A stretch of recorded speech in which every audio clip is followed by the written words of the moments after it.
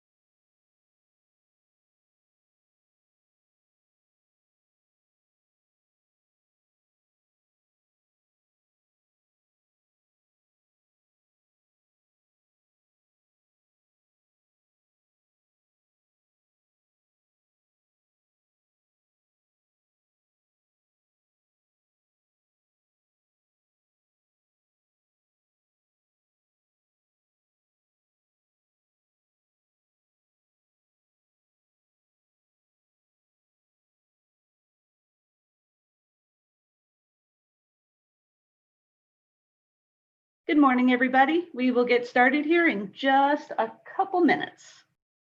Glad you could all be here on Sunday morning.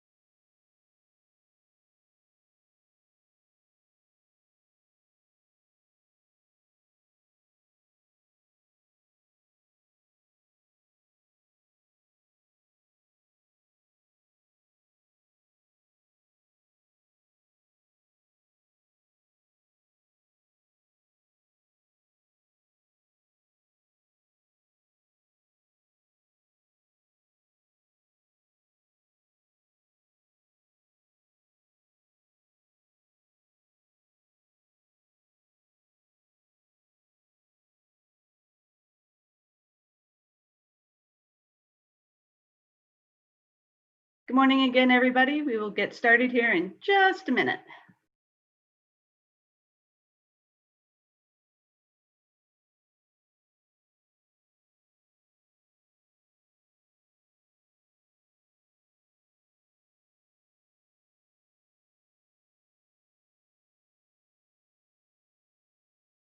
Okay, good morning, everybody.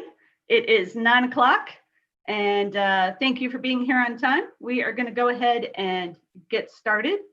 One thing I want you to know is that I know most classes have been going about 45 minutes. This one may run a little bit longer than that, but never fear. I've already coordinated with Marilyn Boismer, who is teaching the next class. And we'll make sure that you still have a break between the two classes and get done in time for your final class this morning. So thanks again for being here. Really happy to see all of you. And let's get started with a word of prayer this morning. Please bow your heads with me. Dear Heavenly Father, thank you for all that you've done for us. Thank you for this time when all of us as Pathfinder and Master Guide staff can come together to focus on how to make this coming year a successful one for our kids. Please be with us and help us to be open to your ideas. In Jesus' name I pray, amen. Okay, so good morning again. I'm really happy to be with you all today. So we have a lot of information to cover, but I'm going to start with just a quick introduction. A lot of you guys know me, but for those that don't, my name is Nadine Lasher, and I spent several years as one of the area coordinators here in Houston Bay. And this year, I am no longer in the area, but I am now the director of my local church, Pathfinder Club. And so I've actually been dealing with a lot of these questions myself. How are we going to run this club in the virtual environment? So we're going to go ahead and get started. One thing I will tell you, I don't have the chat open on my computer, but Marilyn is here with me, and she's going to monitor the chat room and answer questions for me there. And there will be time for questions at the end as well. All right, let's just dive in and get started. If I can get my there we go. Okay, so before we really start diving into the keys of organizing your club, there's some things that I want to make sure that we just realize up front. Let's just accept the fact this year is going to be different, and that's okay, right? There's things that are way beyond our control. We're going to accept it, embrace it, and let's use this as an opportunity to try new things. Maybe there's something you've always wanted to try to do. Now's your chance to do it. Okay. It's also easy to get overwhelmed when there's a lot going on. One of the ways I find that works for me is if you take a step back, focus on the foundations of Pathfinders. Why are we doing this? That really helps put things more into perspective and helps me make decisions on what's really important to focus on. Now, I was watching all the leadership training classes yesterday, and there's an awful lot of great information, and I know there's more good information coming today. So what we hope is that this gives you ideas. However, you know your club. You are the one who knows your church, your kids, your Pathfinders. So do what works best for you. Take these ideas, make them your own. It's okay if you see an idea, but you just don't think it's going to work at your church. That's okay. Find something that does. And then we also want to encourage you to continue networking. I know it's a lot harder in the virtual environment, but it is still possible.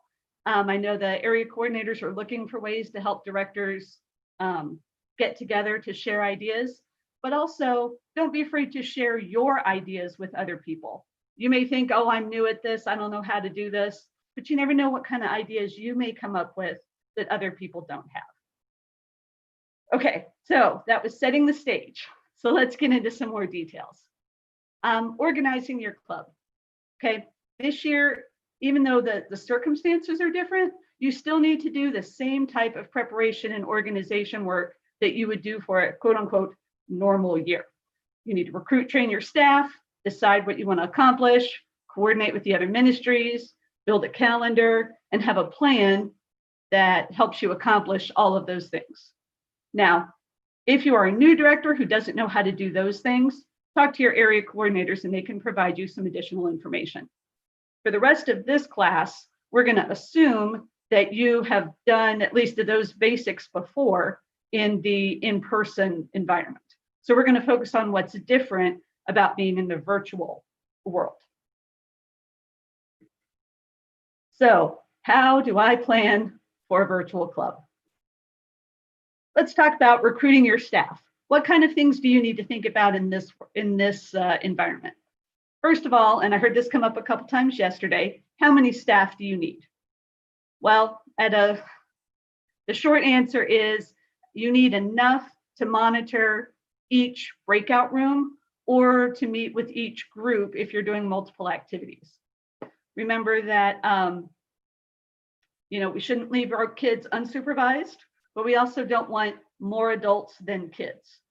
But for things like breakout rooms, it's impossible for one person to keep track of everything that's going on. So you need one staff member at each of those events just to keep an eye on what's going on. Okay, you want to make sure that your staff have the technology they need to support virtual meetings. It's great if you have people that want to volunteer, but if they don't have solid internet, if they don't have a device, it's going to be a struggle. So find people that can do that, or find a way to help meet those needs for them. You also this year are really going to want to look for someone who has sufficient time and knowledge that can provide technical support to you and your staff and your Pathfinders. This is somebody who knows Zoom, who has experience in Zoom, who knows some basics of internet troubleshooting, some of those kind of things, so that, because we know there's going to be issues, right? Let's face it. We've watched online school, we've watched online church services. We know there are going to be technical issues. So try to find yourself someone who can deal with that for you. Now it's fine if that's one of your existing staff members, that's great. But maybe there's also someone in your church who doesn't really want to work with the kids as a staff member, but maybe they have some technical knowledge and they could just provide you support that way. So think a little bit outside the box. And then the last thing I do want to make sure that is pointed out, even in the virtual world, all staff must still be cleared by the verified volunteers, NCS risk, all of those background check processes. So even if you're only meeting virtually, you still need to have all your staff cleared. Okay. The next step, once we've picked our staff, is we need to make sure that we're coordinating with the other ministries. This is always important. And again, this is something we should always be doing. But there's some new challenges that come with the virtual world. For example, at my church, we usually have Pathfinders and Adventurers meet at the same day and the same time, because families that have multiple, kids in multiple ministries can come to church for that one time and all of their kids go to their ministry. That's great in person. Well, unfortunately, that can cause issues if you're meeting virtually, because now there may be limitations, bandwidth, internet, the number of devices that a family has available to them. They may not be able to actually attend multiple online classes at the same time. So we have decided, Pathfinders and Adventurers at my church, we're splitting. Instead of meeting at the same time, we're alternating weekends.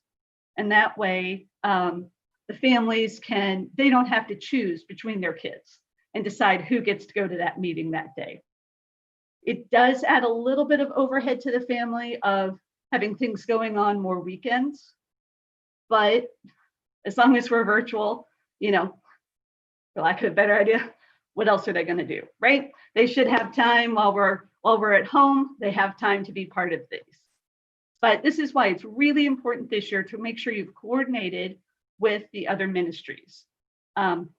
We may not always be able to completely deconflict, but do your best to work with your church to make sure that you're taking all the families into account. Some people won't have any problem with it. Some people might. And oh, by the way, those same people, they might be embarrassed to maybe express that they don't have good internet coverage or that they can't afford multiple devices. So be sensitive while you're trying to work these things out. Okay, the next step is to build a schedule. Just like you would any other year, you need to set your club goals for the year. Now, your goals are probably going to be a little bit different this year while we're meeting virtually, but still try to come up with some realistic goals. And then pick a meeting schedule that allows you to accomplish those goals. And most importantly, stick with that schedule as much as is possible.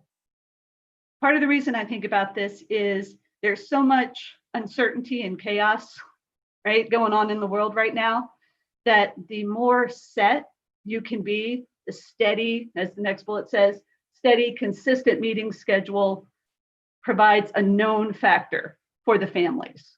It will hopefully be a little bit easier for them to plan, to know that this is going to happen. If you end up rescheduling meetings, canceling meetings, that just adds another uncertainty, more craziness into the world, and you're more likely to lose those families. If they don't know that there's a schedule they can count on, you may not get them back. So while we want to be consistent in our meeting schedule, it's also going to be really important to vary what you do in the meetings. There were some really good discussions yesterday about the idea that, kids are doing online school, they're on the computer all the time. We don't want Pathfinders to just be another day at school. And so we don't want it to be boring. There is work that we have to do, but let's find different ways to do it while we can keep the kids engaged and interested. Now, one way of doing that, I'm not saying you have to plan 5 different activities in one meeting. That's not what I'm talking about, because that can be really hard to accomplish things. What I am talking about are things like maybe one week focus on investiture book work. The next week, do an honor. The next week, do some other type of activity, so that every week it's not just the same thing. This is not the year to spend the first 6 months focused on investiture book work, and then the last 3 months doing fun activities. Let's mix it up. Let's give the kids variety so that they know, so that they're interested and want to stay engaged. Okay, another key point, well, communication is always important. And if you've heard me teach any lessons before, I talk about that a lot. But what I really, this year, it's going to be even more important that you communicate your plans in advance. If you're not going to see the kids in person, you can't hand out supplies that they need for that day. So the parents are going to need time to gather what they need. And so your staff needs time to prepare all of those types of things. So it's important to make your plans in advance and communicate them out. The other thing I would suggest, don't cancel activities. If you think they're too hard, maybe just look for a different way to do them. Okay, maybe there are things that are always part of your Pathfinder year. Maybe you always have a Valentine's Day banquet fundraiser. Maybe you always do can collecting at Thanksgiving. You don't necessarily stop doing all of that, but see if you can find a different way to still keep that club identity this year, but find a new and different way to do it. Okay, I have interspersed throughout this some frequently asked questions that either I've gotten, Marilyn's gotten, different folks with some experience have seen. So we're going to hit on those. First one is, we're assuming at some point this year, we're going to switch from virtual to in-person meetings. Hopefully there will come a time when we can meet back in person as a full club. So how can you best plan for that? My recommendation is make those two schedules now. Beginning of the year, you can plan. For my club, I have, excuse me, I already have the calendar for meeting virtually, and I know what I'm going to do when we switch back to in-person meetings. And I've already coordinated that with the adventurers and the master guides. So the minute our church gives us the go-ahead to have youth group meetings in person, we can just switch to the new calendar. If you have to wait at that point to then decide what your new calendar is going to be, you're going to lose your kids. They're going to go off and find other things to do. But if you can just switch right over, then you've saved yourself a lot of stress, and it'll be much more seamless and things will go a lot better. Okay, another thing I want to caution you about though is we're going to have to be really sensitive to the idea that everyone may not be able to come back at the same time. Just because the church says it's okay, there may be families who either aren't comfortable coming back or may have health reasons, whatever reason that they are not comfortable coming back into a public setting right away. We want to make sure those people stay involved, that we're not embarrassing them, we're not calling them out, and we want them to stay part of the club. So start thinking now, how can you do maybe a hybrid version? Can you have the kids come, but still have a Zoom meeting set up for the speaker and the activities for those kids who are not yet able to come in person? Because remember, we want Pathfinders to be inclusive. We don't want to keep people out if we can help it. Okay, another question we've gotten a lot is, what if my Pathfinders did not finish their investiture work last year? COVID threw a lot of big wrench in everyone's lives. And what happens if we weren't able to have investiture, we didn't finish the books? Does this mean we have to go back and start all over? No. The recommendation we're giving is start your kids in whatever class matches their grade this year. Don't invest them for last year if they didn't finish the work. Start them in their current class, work that plan, and then throughout the year, help them to finish that previous year's work. Give them little bits at a time. Don't just throw out on day one, here's everything you also need to do from last year.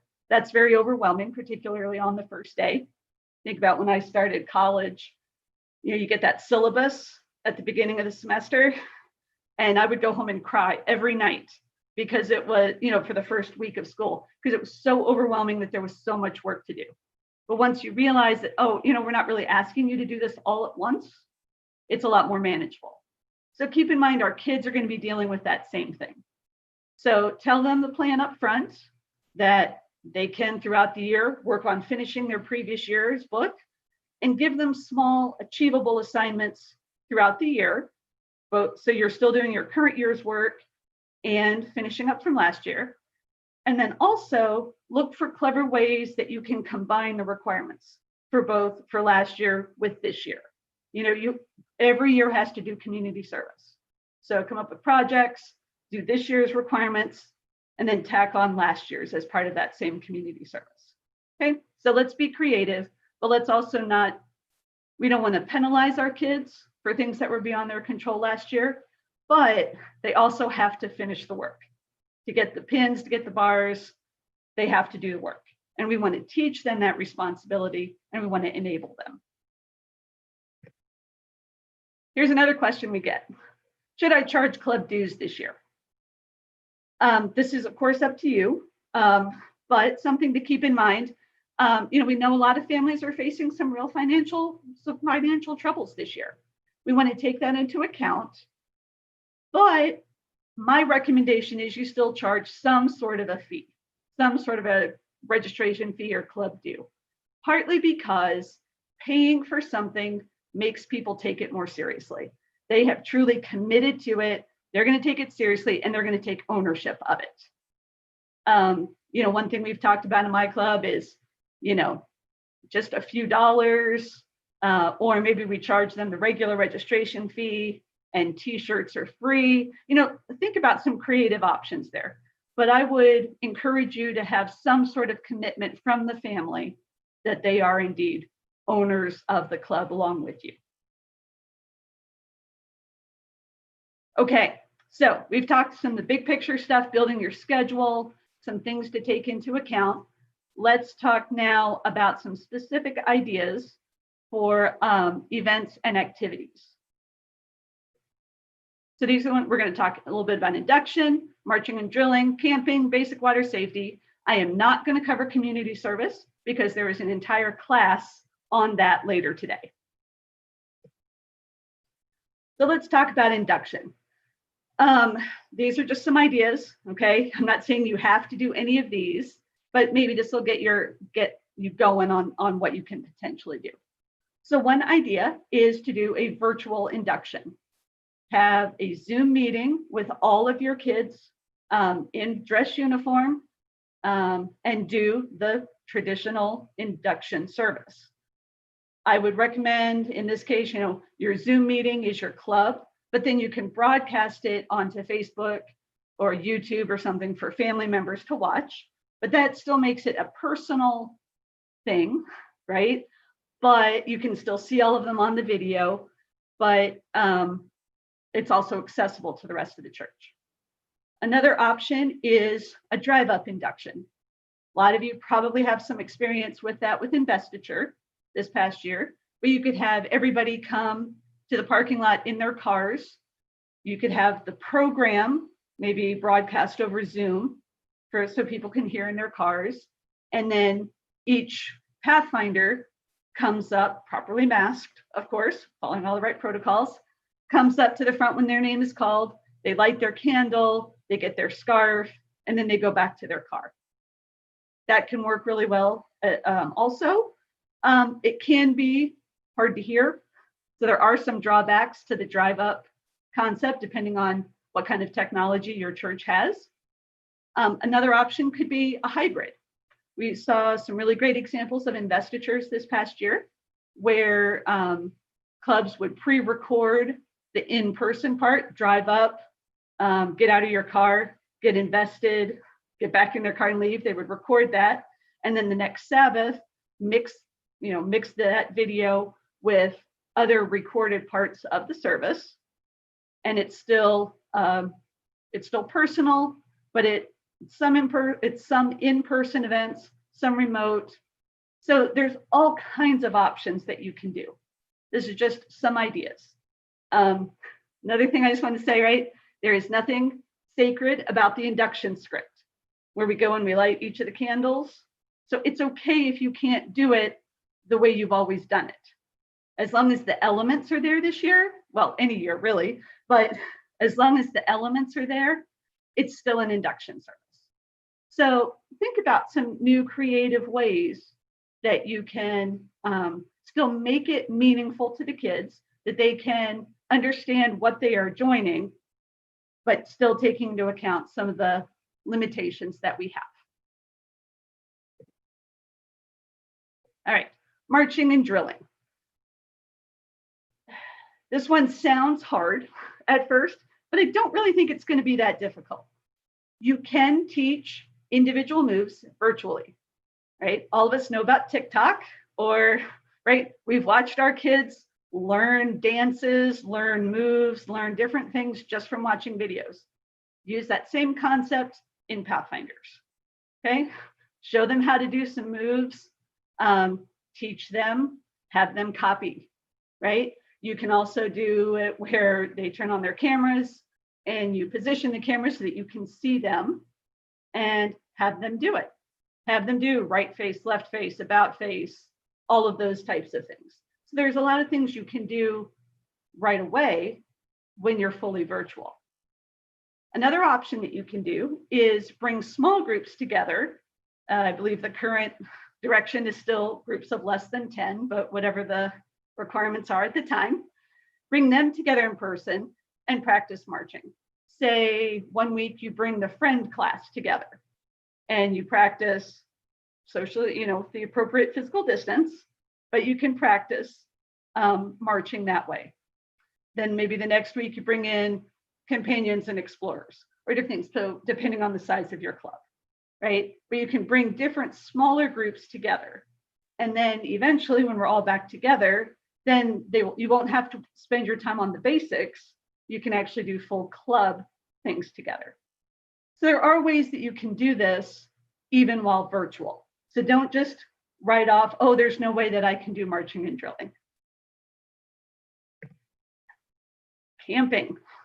This is another one that brings up some interesting challenges. So your club camp out. There are some different ideas. You could do a virtual camp out, like the conference's iEmpower in the spring. You could set up activities for your kids and have them camp in their yards or camp somewhere with their families and work through all the requirements. That is an option. It is not my preferred option, but we'll see, because we still want to find a way for our kids to feel that they are part of a group, right? We want them to have a group identity and develop that. And that's going to be hard to do virtually, but that may be what works best for you. Another idea, and this is the one we're considering right now for my club, is a club camp out either with individual tents for everybody. Now, obviously, if you have a super big club, that may not work for you.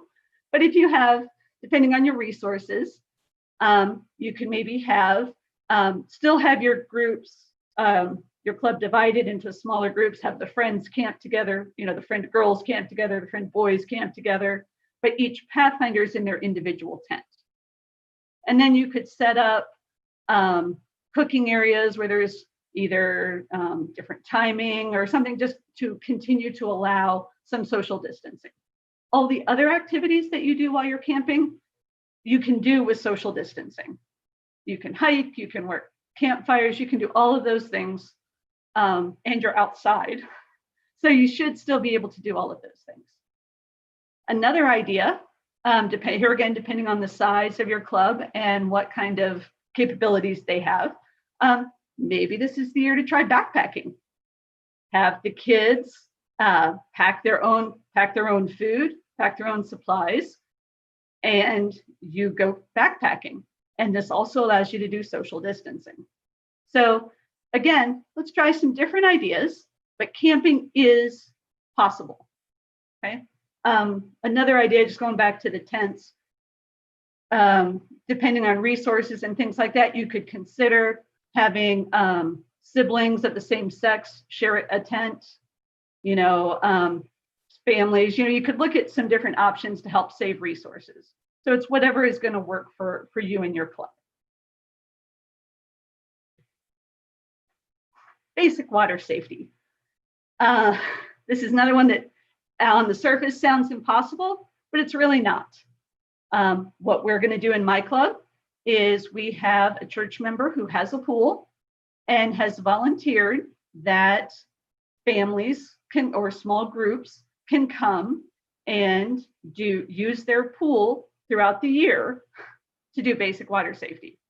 And so depending how many kids we have, the size of the groups, all of that, one option could be maybe you set aside 2 days and you divide it into maybe 2 or 3 hour segments that families come to do their basic water safety. Or maybe you spread it out over the whole year, and this weekend this person is doing it, this next weekend another family. Again, it really depends on what resources you have. Another thing that I would point out, I know I've seen on Facebook this summer, some of my Pathfinders already have a swimming pool. So they have it at home.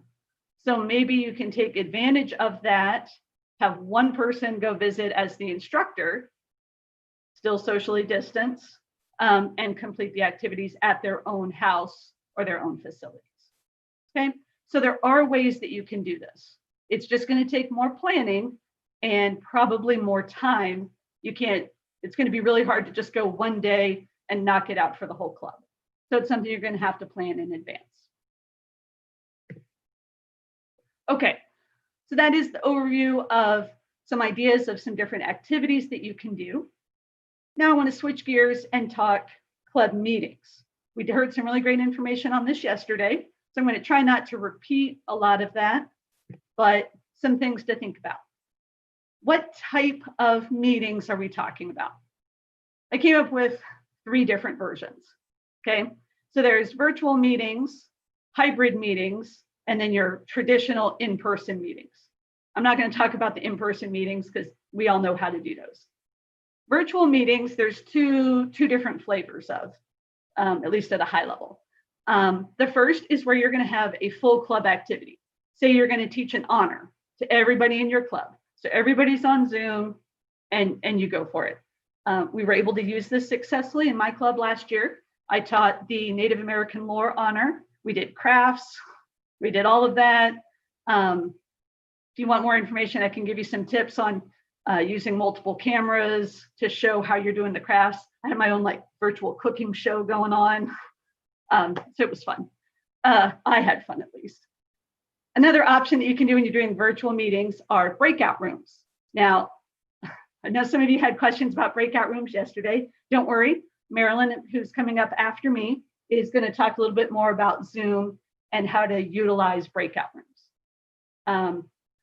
Mostly in my club, we're going to use breakout rooms for doing investiture work, investiture class work. Or maybe we have some activities where we need them in smaller groups. But again, we're also trying to build club cohesion, and that we're all in this together. So I don't want to split my kids up too much, particularly right at first. I want them all to realize we are part of this group. So that's how I am approaching my schedule. Do whatever if that works for you or not. But do make sure if you go into breakout rooms that you always have a counselor in the room monitoring behavior and what's going on. Okay. Another option is a hybrid meeting. And what I mean by this is kind of what we were talking about with marching and drilling. Say you're going to have some of the Pathfinders meet for Zoom, but you're going to have maybe the Voyagers go do a community service project or go do some marching and drilling that day. So you're actually going to have, in a way, multiple meetings going on at the same time. That can work depending on what you're looking for.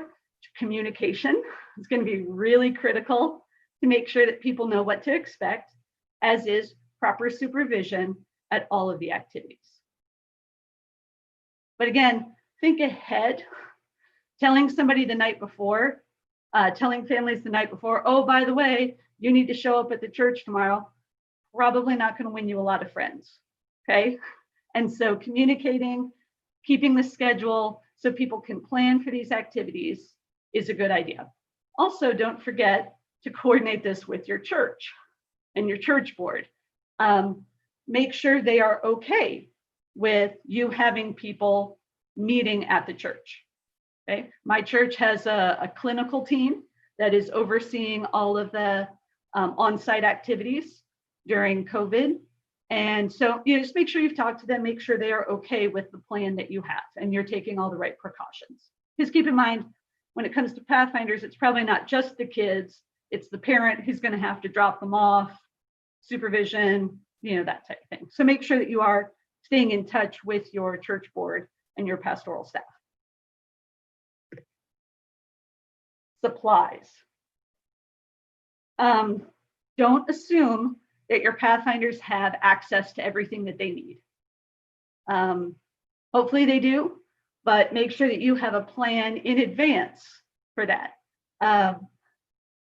If on the morning of your meeting, you say, okay, today we're going to do this craft, go get your scissors, your glue, your pipe cleaners, your straws, and balloons. Who knows if people have any of those things, right? So communicate that, give a list of supplies in advance so that families have a chance to pick that up as part of their normal, grocery shopping or whatever. Another option that we're looking into is you can plan a drive-by meeting where parents can come by and pick up a supply box. And that's also a good opportunity if they need to turn in medical forms or pay money or different things like that. You can do a drive-by, you give them supplies, they give you their signed forms, that type of thing. So one idea, beginning of the year, we're going to do a starter box for our club.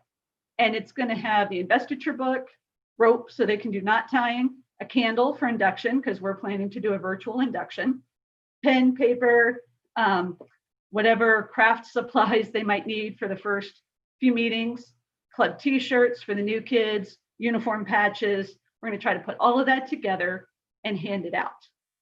Now, I'm also not going to do this before the first meeting because I need to know who I actually have in the club this year, what supplies they need, So we're gonna set this up for a week or two after our first meeting, and then be able to hand out those supplies. Now, if you're collecting club dues, that's what that money is for. It can be used to go buy the supplies. So again, just an idea. And as long as you're meeting virtually, you can periodically have these drive-by meetings to go pass out supplies that your folks may need. Okay, the next step. You've got a plan. You know how to do it. How do we actually keep going with the meetings throughout the year? All right, one important thing is tracking our progress. So I encourage you, use the online tools that you have. We got a great overview of Google Classroom yesterday. Marilyn in the class coming up next is going to go over some other things for us. So use those tools. Play with them, figure them out. YouTube is your friend, right? Go Google how to do something. It's amazing what you can learn. We have the advantage of as Pathfinders that a lot of schools have already figured out a lot of these online tools for us. So we can go find information on how to use them. I would also encourage you to grade the investiture achievement books as you go. Don't wait until the end of the year to do the final review. Do it as you go so that you know how well your kids are progressing and also that the Pathfinders know. So they get a sense of accomplishment of how much progress they're making. And then find ways to reward their progress. Encourage them to do the work. One idea, and that's all this is we're going to have the kids are going to earn points by both coming to the meetings and finishing their work. And we're going to have a Pathfinder store that they can buy things from using those points.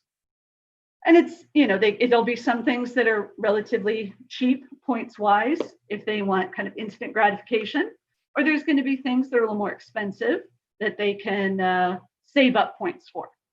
And the things I'm talking about here, like stuff from Advent Source with the Pathfinder logo on it.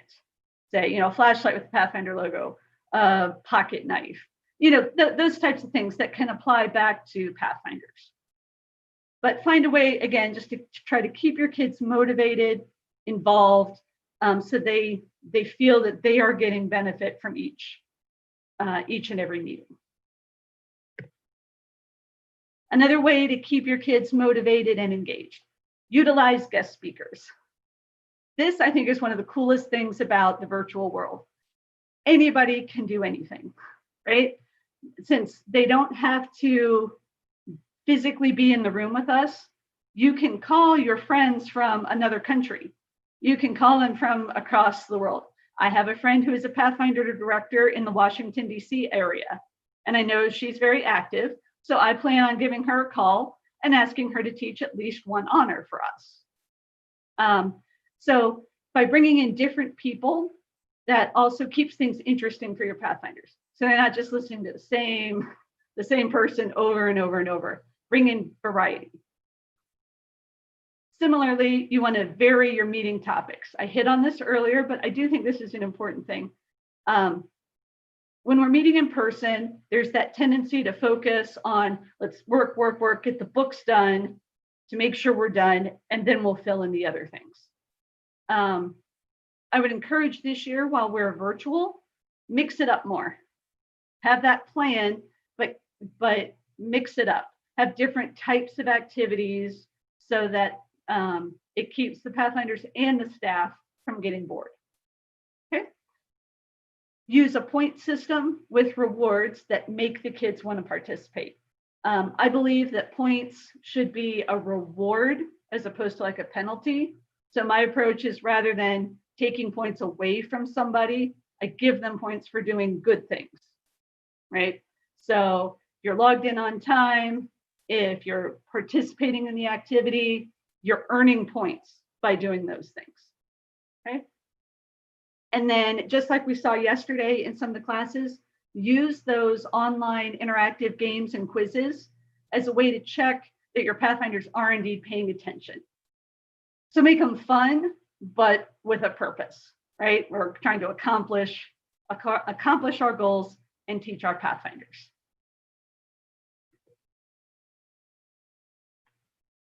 Okay, sorry, time check. All right.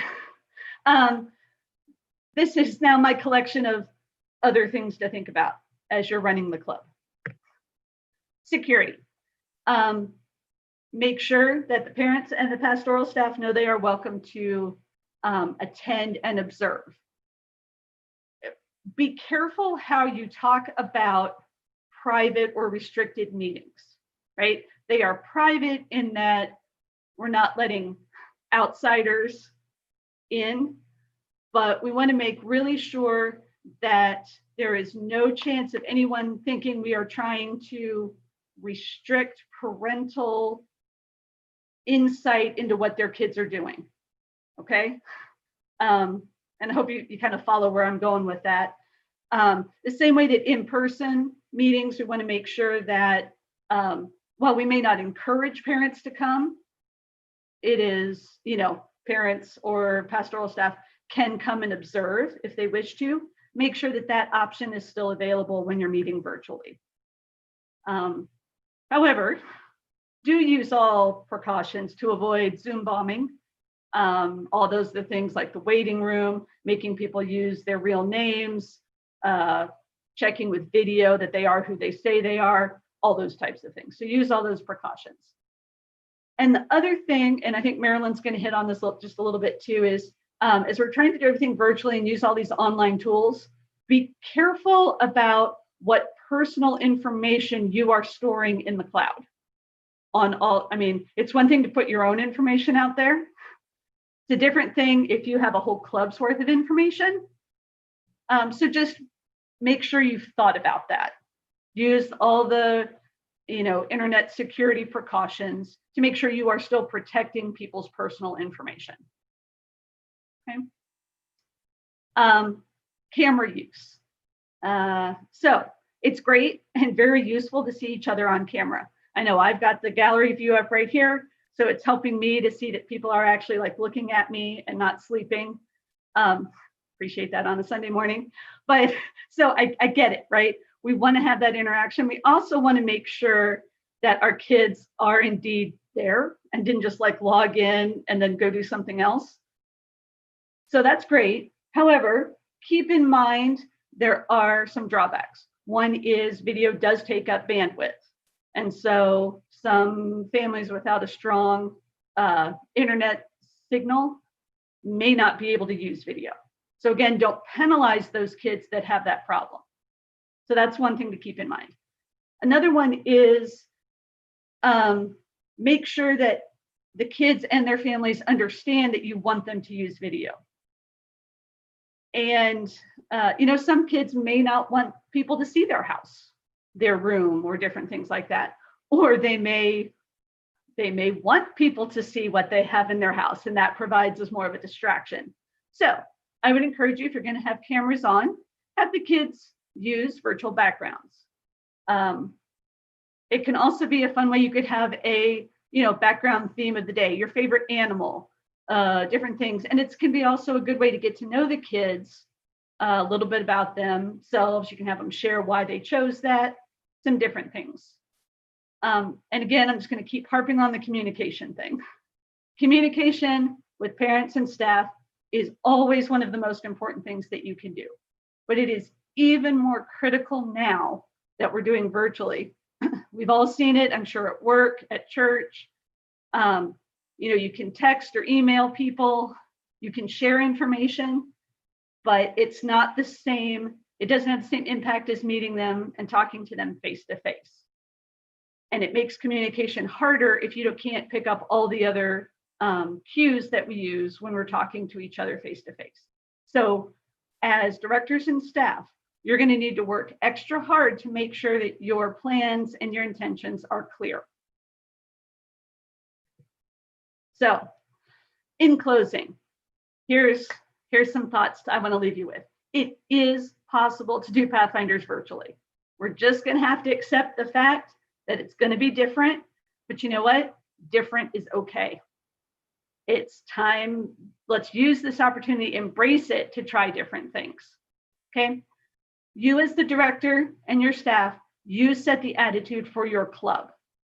And so keep that in mind, no matter how frustrated you are inside, keep it inside, maybe find a mentor that you can talk to, share your frustrations, but it's important that you be the positive example to your staff, to your kids, and to their parents. Keep your focus on why we're doing this. And as long as our focus is in the right place, which is, after all, bringing our kids into a relationship with Jesus, right? Making them stronger Christians and members of the church and the community. As long as that's our focus and that's what we're doing, it's going to be okay. We'll figure this out. And finally, let's use this to be adventurous, right? Let's try new things. If you try it and it doesn't work, okay, no harm done, move on, try something else, okay? But we can do this. We've got a great network here in Texas of lots of people with great experience who can help us out. But most importantly, we have our Heavenly Father who's going to help us make the right decisions, give us ideas, and keep us tied in with what's going on. Okay, we are at 9:46. Like I said, we're going to take a couple extra minutes to answer questions, maybe that we need to talk about. And then you will get a break and we'll start the next class just a few minutes late. So with that, I'm going to go ahead and stop sharing my screen. And let's see. Marilyn, if you can help me with what questions do we still need to talk about?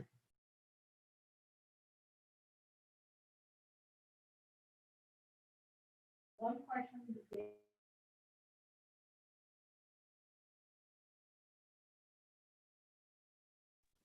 Yes, okay. We're gonna get an echo. Okay, tell you what, Marilyn, you want to just come over here? Yeah. We're socially distanced, I promise.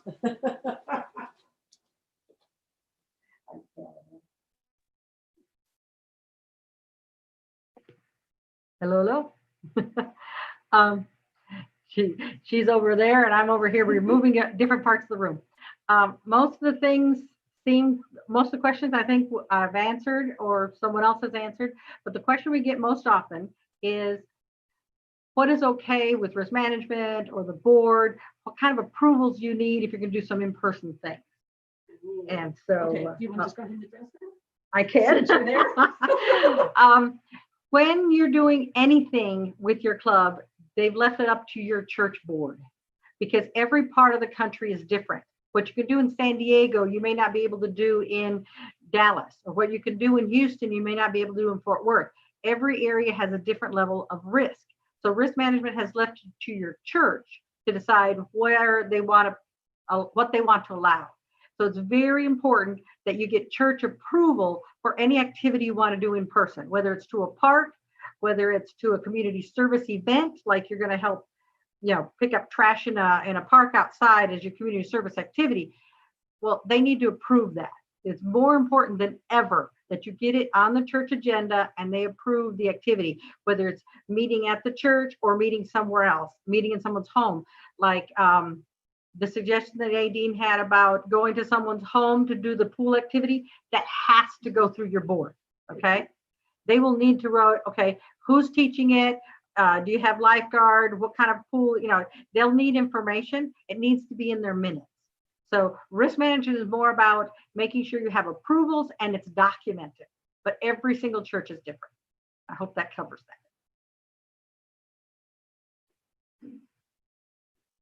that. Okay. I'm back. Thank you, Marilyn. Appreciate that. Let's see. I'm just trying to skim through a little bit to see if there was anything. So one thing I just happened to see here is where is the best place to find a virtual backdrop, or if you're talking about the actual picture, you can use any picture off the internet. This one that I'm using, the iEmpower, that's I think it started as maybe a PowerPoint slide that they turned into a JPEG, but any picture you want, really, you can set. Oh, yeah. Good point. Do make sure that any picture you're using is not copyrighted. Okay. We don't want to steal other people's work. And particularly if things are being recorded or broadcast, we need to make sure that anything we're using is public domain, or that you have express written permission to use it. Okay. So you either have kids, pets are always a really good one, right? Have people take pictures of their pets and show them. You can get creative with it. Zoom also has some virtual backgrounds built into it, but you can get a little crazier if you want. Okay. Let's see. So I think that we're going to wrap this up. Yep, looking at the clock. We'll go back through the questions. Make sure that we've addressed in some way your questions that you have. I'd like to thank you so much for your time. And let's see, we'll take a 15-minute break, Marilyn, and then. Oh, okay. You still want to start yours? Okay. All right. Sorry. So we need you to be efficient. 9-minute break. Marilyn's going to start at 10 because she's got a lot of stuff to cover. She's going to pick up a couple things about Zoom. And so she's got all kinds of good information for you. So thank you so much. Appreciate you guys. Good luck this year. And the presentation will be available and it has my email address on it. Feel free to reach out. I'll share at least what information I have, what ideas we have. And I look forward to hearing about the successful year that all of us are going to have. Thanks very much, and see you next time.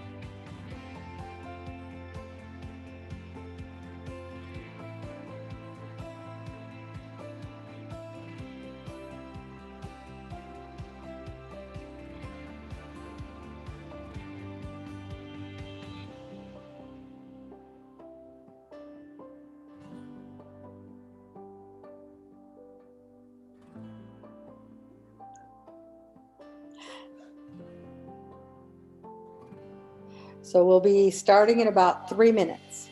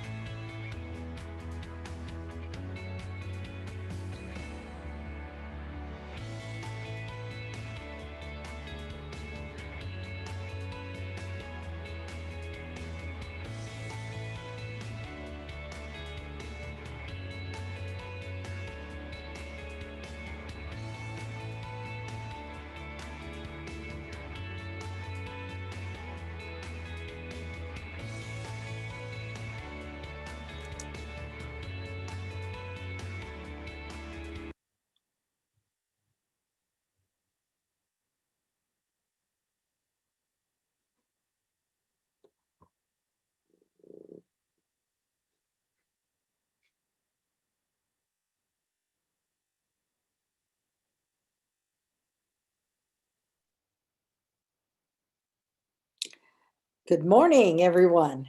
We have lots to cover.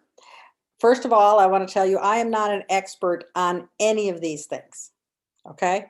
I'm going to give you ideas of tools you may want to use, how I use them, and then you may want to go to YouTube and find some training videos on how to do a specific thing you want to do, okay? So we're going to cover lots of things for how you can keep your records, how to use the technology to your advantage, but they're by no means exhaustive, or am I an expert? But I thought maybe if I gave you a window into some things you might want to try, you'd say, oh, that's a good idea, or oh, I got a better idea. That's fine. These are just ideas. All right. So first off, we're going to start. I'm going to do Zoom first because the class yesterday left some people with some questions. And so I just wanted to kind of go through a few of those things. I'm going to share my screen. Let's see. Actually, I'm going to share a whiteboard. Let me start with that. That's one thing you can do with your club is to have a whiteboard. There are tools for the whiteboard. You can set it up so that you can write, you can type, you can have only you can write on it or everyone can write on it. You can highlight some things. You'll have a spotlight, look over here, look over here. You can put arrows saying, look at these things. You can change formats, play with that. Set up a Zoom meeting with you and your staff and everybody play with that. Okay. The thing that's interesting about this is if you're sharing a screen, you can do the same thing. Those same annotations are available. So if you're sharing your presentation screen or the honor, you can go put, kids, I want you to focus on this or look on that. So it's kind of an interesting way to use Zoom. I find it fun. And let me stop sharing that screen. Let's see, here we go. And then another thing you can do is breakout rooms. And some people wanted to know how those worked. So I'm going to have our moderator, which, by the way, when you're having a meeting, you may want to have one of your staff be your moderator. In other words, the person who makes the technology work for you. And so you could be busy teaching. Okay. So you don't have to do it all. You can do it all. On a small club, you have to do it all. But to give yourself a chance to have somebody help you. So we're going to go on to breakout rooms. And we're going to be in the breakout room for 2 minutes. That's it, because we don't have much time. In the 2 minutes, introduce yourselves, where you're from, and then come back. Okay. So I wanted you guys to practice how to get into a meeting and then how to get out of the meeting. And we're going to do it in a randomized fashion, but you can do breakout rooms where they're assigned. You do that beforehand. Assign your Pathfinders, like all your friends and companions together, and their staff member. And so you could have assigned ones, but for our case, there's too many of us. We're just going to throw you into rooms, do that, 2 minutes, come on back. All right. So if Key is ready, you can go ahead and hand everybody off into breakout rooms.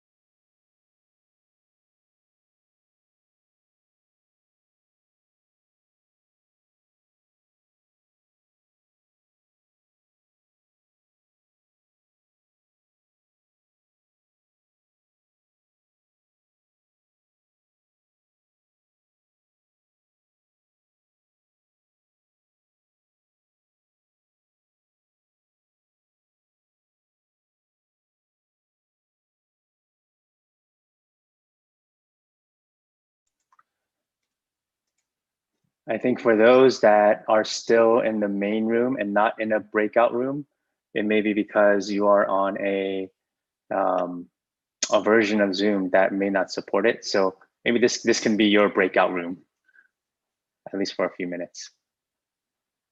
Marilyn, you're muted.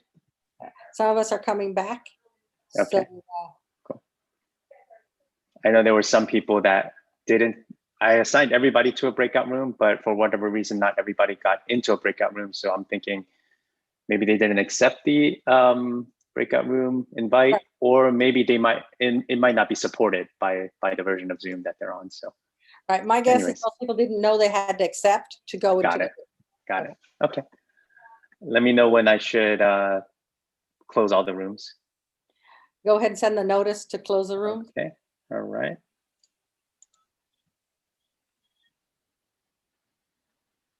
It gives them like 60 seconds or something. Yes. Yeah. And they should be coming back. All right. I see it growing. Welcome back.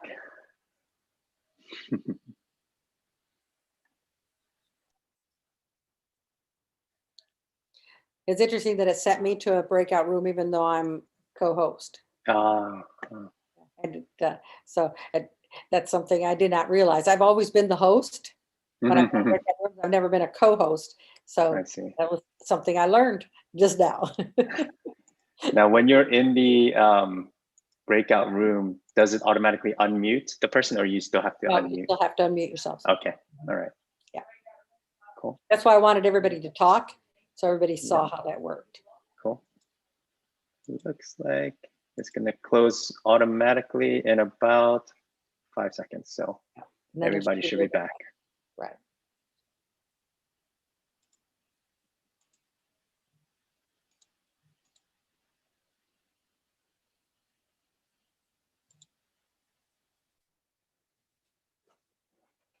I've got about 3 more minutes that I need to spend on Zoom, and then we got to go to something else. So we're going to do polling next, okay, as soon as we got everybody back.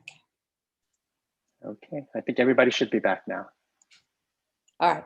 So next, first thing you need to have noticed is that you had to unmute yourself to talk, that you got messages from the host that told how many seconds were left. You can adjust that time and you can send independent messages. But whatever's on the front screen, like if I'd had a PowerPoint showing, it doesn't go to the breakout room. Okay. So, but a breakout room is a great place for working. We'll give an assignment and send people to breakout rooms. They do that assignment and then they come back. I've had people come back and post it on the whiteboard, what they've learned, like in a small meeting or master guide meetings. Every group comes back and posts what the assignment was on the whiteboard. And then we talk about what they've done. Just kind of, it's just another tool. So next thing we're going to do is a poll. You should see it come up, answer the question, and then come on back. All right.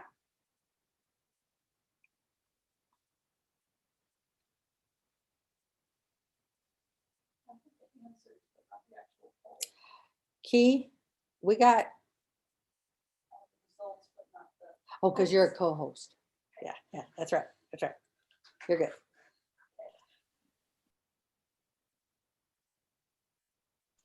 It looks like both questions are up there at the same time. Yeah. I'm sorry about that. That's fine.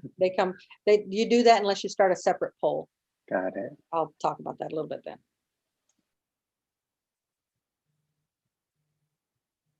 Have about half the people have answered. As you guys are doing the poll, I can see how many of you have answered. 50 out of the 79 have answered, so 64% have responded. And we will end the poll in about 15 seconds, which is an option that you have.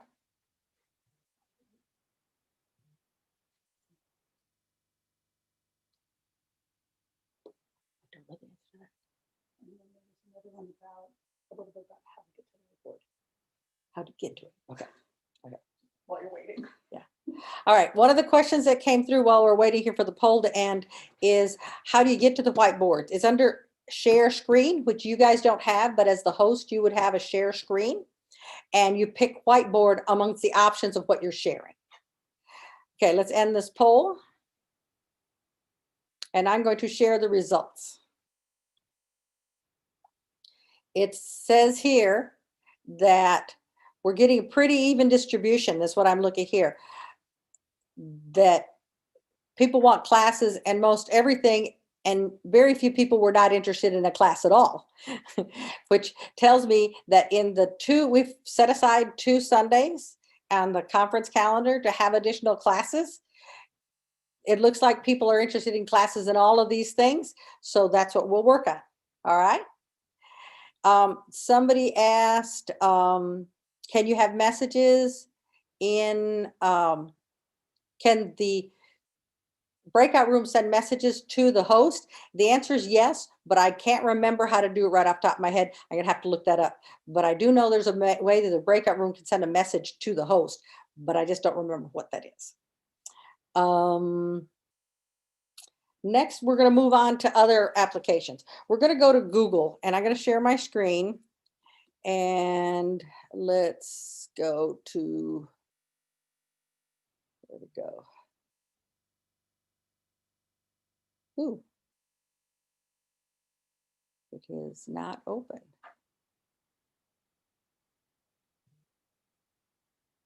Just a minute. Let's go here.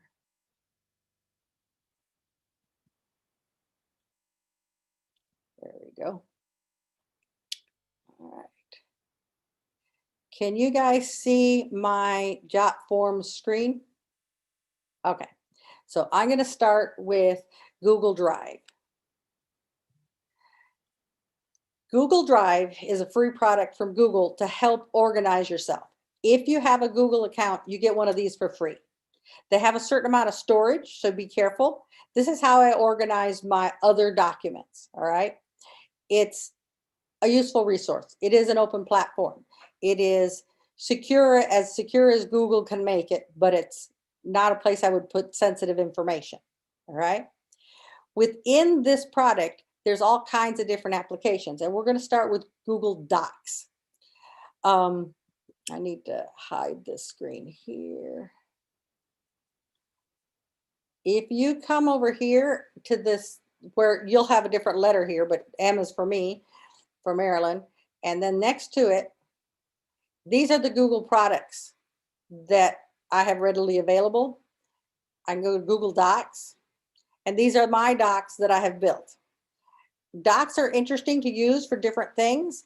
You can, let me see what's the best one.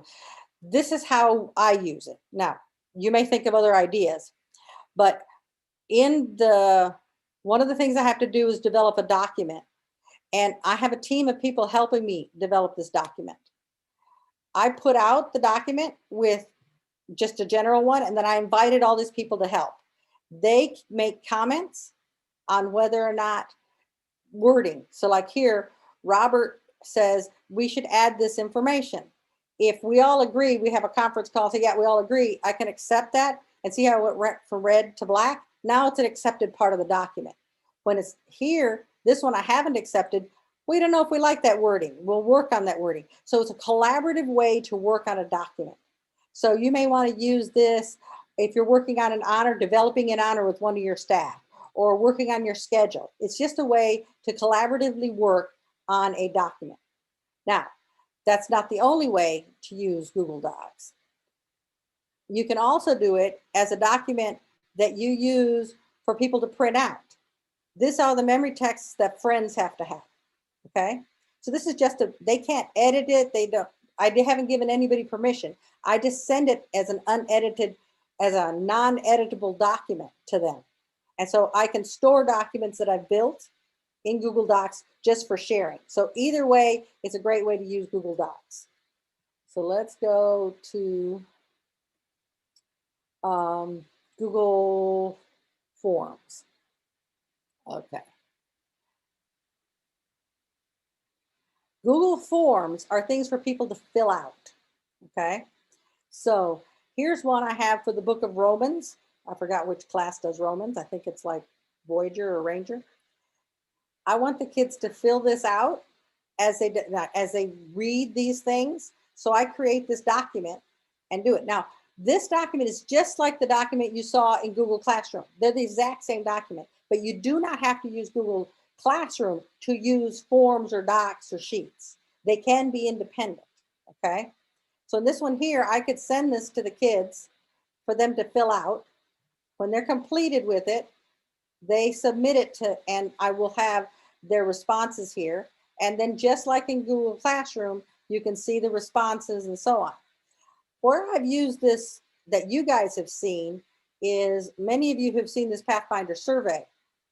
I created a survey for the Pathfinders to know which events we liked. We want to know how old the Pathfinder was. And then we had a build a city event. Did the kids like it? We had, what did you think of the city center? So these are my survey questions. And then these are the responses I got.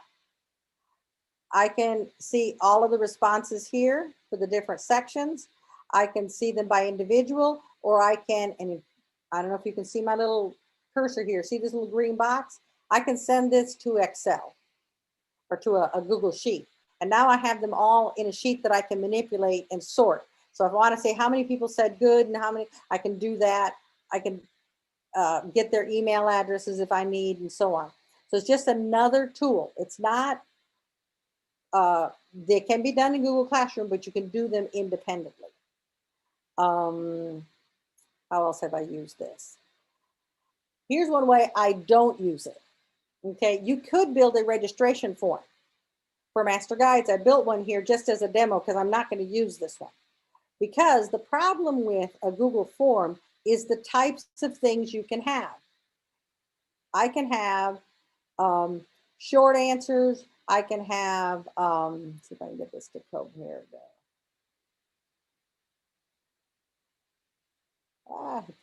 It won't show you the window.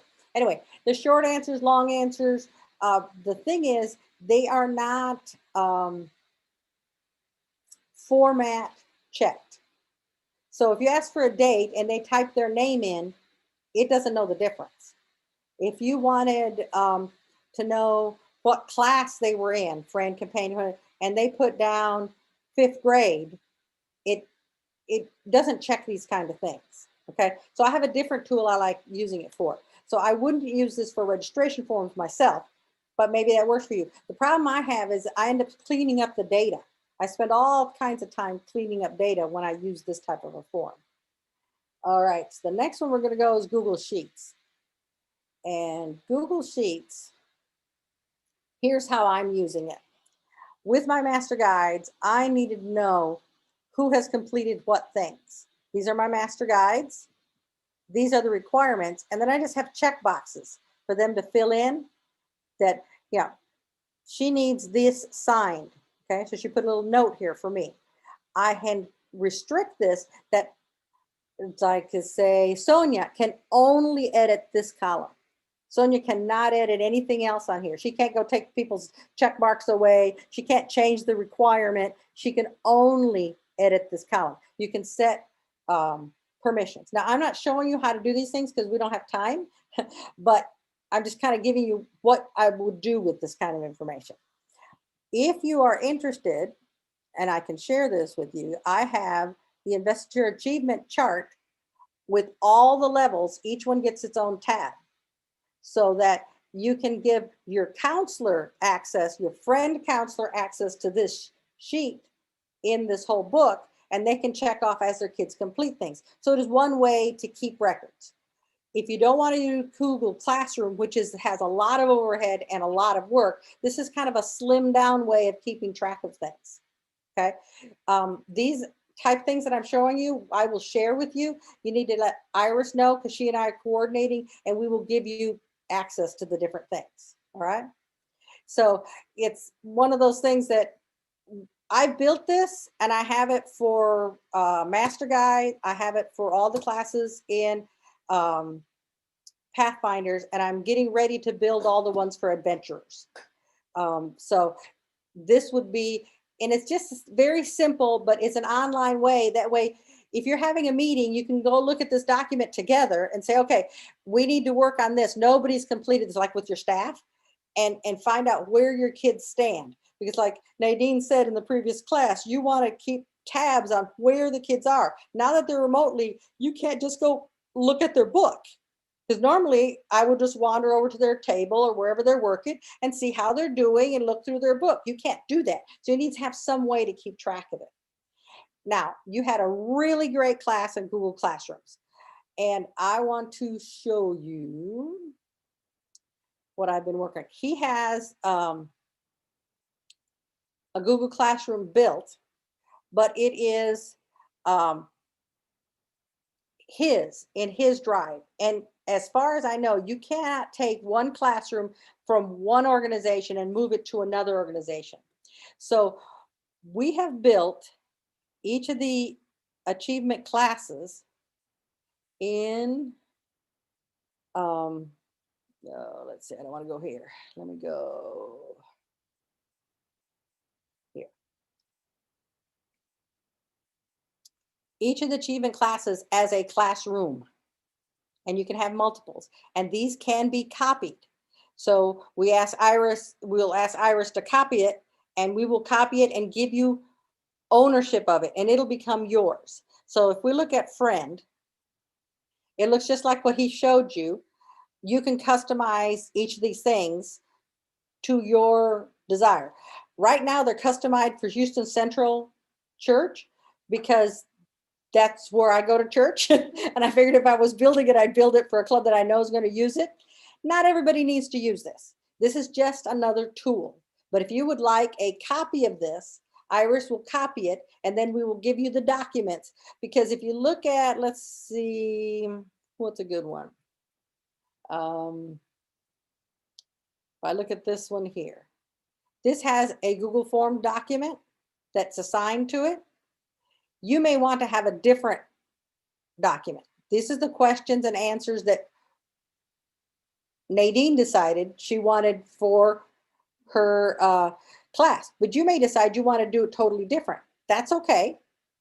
It's just one more tool in your classroom. Oh, where'd I go? Here we go. Nope, I got too many windows open. Here we go. And as he showed you yesterday, you can edit it. She's assigned 20 points for that activity. You may assign 10, 5, 100, however you want to do it. You can put a due date. You can make it yours. We will have a default that we put out there, but you will need to make time if you're using Google Classroom to go through every single assignment and decide how you want to do it. Or you can request a Google Classroom and build it yourself and build it as you go. Okay? You only do the assignments for this next month. And then next month you do new assignments. This we built out for the whole year. You know, all of the investor achievement, none of the honors, just the investor achievement stuff to give you a framework. But it's just a suggestion. Do it however works for you. Okay? It's very important that you understand that's whatever works for your club. These are just tools. All right?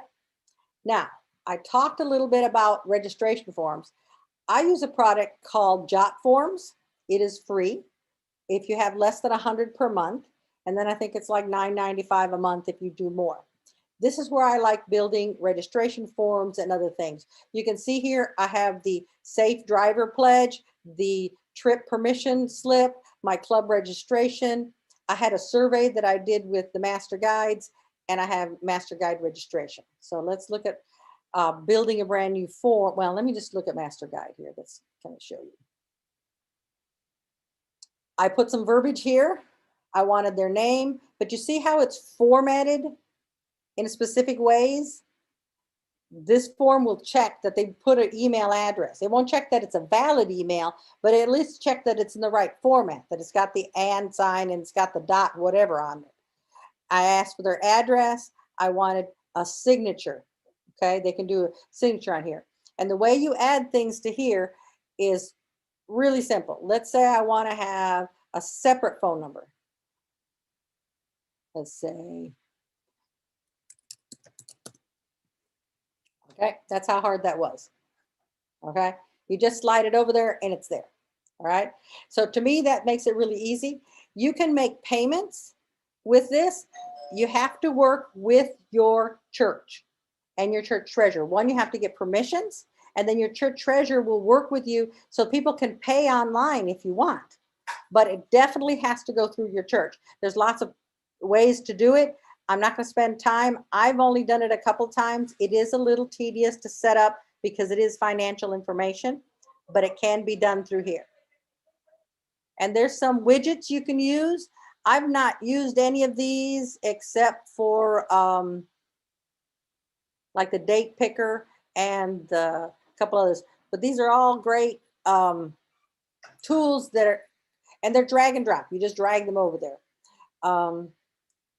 You can do dividers, you can do second pages. And to me, this is an easier way to do it. Once you've done that, you've built your form, you can have it automatically email any time anybody enters a form. You can send them a receipt back. You can put conditions. In other words, if this person sends it, then do this with it. The other thing you can do is you can integrate it into your web page. I know a lot of your clubs have their own web pages. You can embed the logic for this registration or whatever it is into your web page. That way you don't have to send them a link. They just have it on the web page. Or you can just email them a link.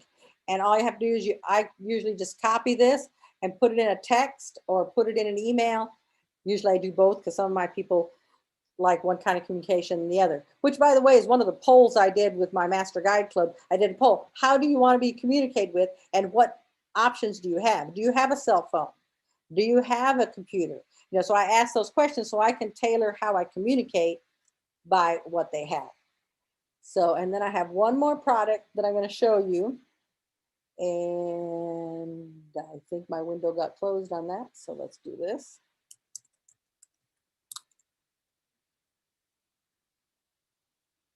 This is Dropbox. Dropbox is a way to transfer large files. It's a file management system. I keep quite a few things like all the AYMT stuff. These are the basic tracks and presentations that we have used to teach the class. So this is where I keep them. So I have a new teacher. It's going to be teaching in basic training, the campouts. I give them access to the one document that I have in here. Okay, they can pull it down and they can make it their own so that I have consistency in my teachers. But all Dropbox is a way to transfer large files. If you use Google Docs, you're going to end up using a lot of your space. So I tend to like to put my files in Dropbox that I'm just sharing and keep Google Docs for things I'm teaching, surveys, and things like that. Again, just a tool. All right, so I have covered pretty much everything that I have to go touch on. So for the next 20 minutes, we're going to see what questions or what you'd like me to go more in depth. So Nadine, if anybody put something on the chat, we'll go over one of these more than another.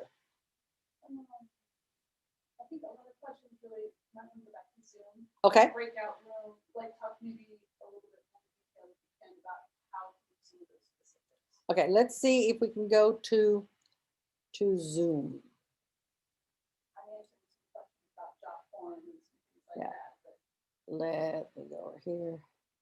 You guys, pictures of you guys is covering up my tools. I can't work my tools. Oh no. Okay, I'm gonna stop sharing this screen. And I'm gonna see if I can share my Zoom screen and you can see controls. I don't know how this particular Zoom session is set up. When you share your screen, by default, it doesn't show controls. So we will see if I can show controls. Okay, can you guys see the controls at the bottom of my screen? No. Okay, so we'll just talk about them and do some. All right, let's see here.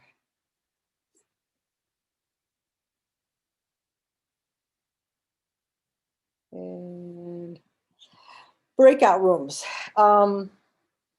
I guess I don't understand the question. just a little more detail, like how do you do it? Why would you do it? Okay, all right. How do you, did you talk about like broadcasting the message to the breakout room? Okay, all right. Maybe just a little bit more on that. So first thing you need to know is the only person who can do a breakout room is the host, all right? So if you are the host, you can manage that. If somebody else is the host, like if your church has a Zoom account that they want you to use, and it has to be put together by your audiovisual team, then they are the host. They have to make you the host. They have to give you control so that you can do polling, that you can do breakout rooms. And before you start the session, those have to be enabled in settings, okay? So this is not a complete Zoom class, but in the profile setting that your Zoom has, you have to make sure you go through, and I would go through and read every single setting and say, yes, I want this. No, I don't. Just don't go with the defaults. But things you can choose is, yes, I want polling. Yes, I want breakout rooms. I want people to have their mics on or off when they come in. Do I need, trying to remember what they all are. And my Zoom session is being used somewhere else, so I can't go there. But anyway, read every single one and decide what you want to turn on and off. Next thing I would recommend is set up a Zoom meeting with a couple people in your staff and play. It is so important to play. You don't know how many hours I have spent just going between my husband and I, or my son and I. Oh, what does this do? What does that do? How can I use this? Play, all right? Figure out how it works and then how you want to use it, all right? For the breakout rooms, you can send them a message, but you can't give them a document. Well, you can send them a file, but it has to be a file they can open over there. So there's a way to load a file over there.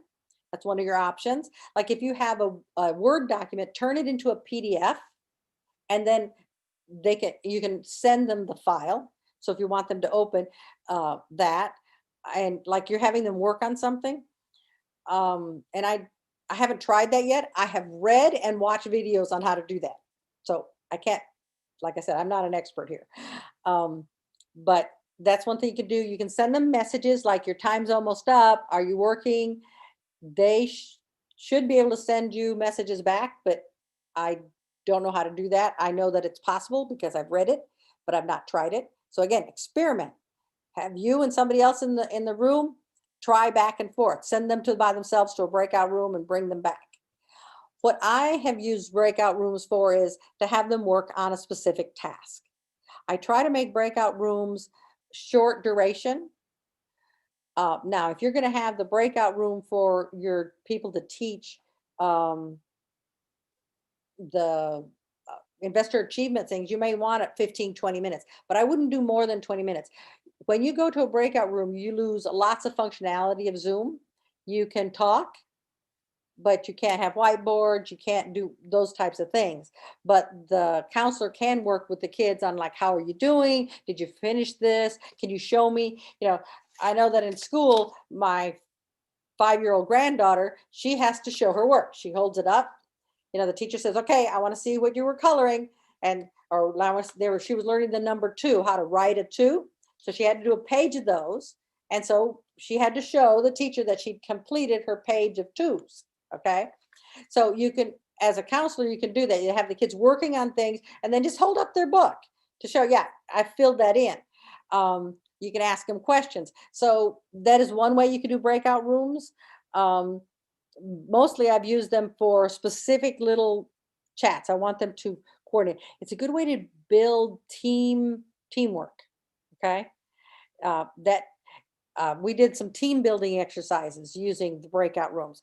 It's getting the Pathfinders to interact with each other. But if you have 30, it's hard in a Zoom meeting to interact. The mics really have to be off.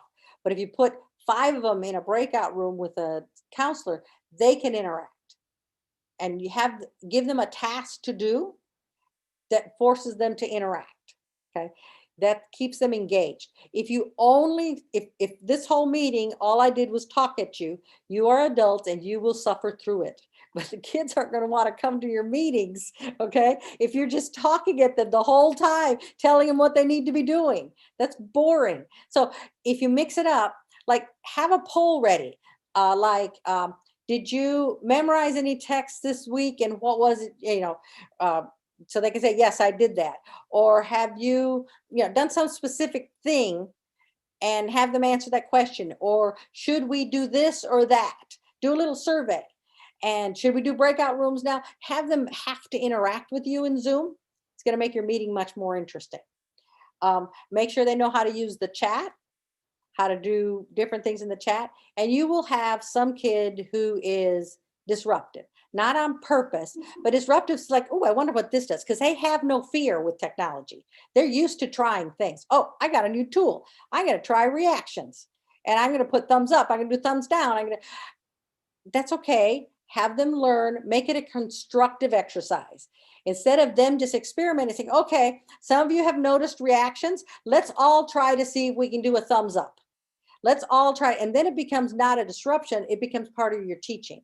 So part of the work you're going to work with these kids is help them use Zoom if they don't know. Not all of them are using Zoom for school. Some of your kids may be homeschooled already, so they don't use Zoom. Mom is there teaching them. Okay, so they may need some help with that. Let's see, did that help with the breakout? Okay. So there is a question about, can you get a paid Zoom account from the conference? That is a question that I will pass to the conference. I don't think so. But your church has to go through your church. Your churches should have gotten an account, as I recall. But since it didn't go through me, I don't know for sure. One thing Ginger pointed out in the chat was that her church board allowed each of the ministries to get a Zoom account so they can control it. Okay, however they. That's very interesting. One of the people in the chat from College Station, their church board voted that each ministry gets their own Zoom account so they don't crash into each other. But again, you got to work with your board. A basic Zoom account has certain limitations. I don't believe can do polling, and there's a couple other things you can't do if it's a basic, and there's a time limit how long your meetings can be, and you have a very small number of people that can be in your Zoom meeting. Okay, a paid account has much more things you can do, and there's different levels of paying. Okay, for this particular thing, all our accounts weren't big enough, so we had to go scrounge to get enough Zoom accounts that were big enough to do this event. All right, so those are the things you need to consider when you're doing your Zoom account.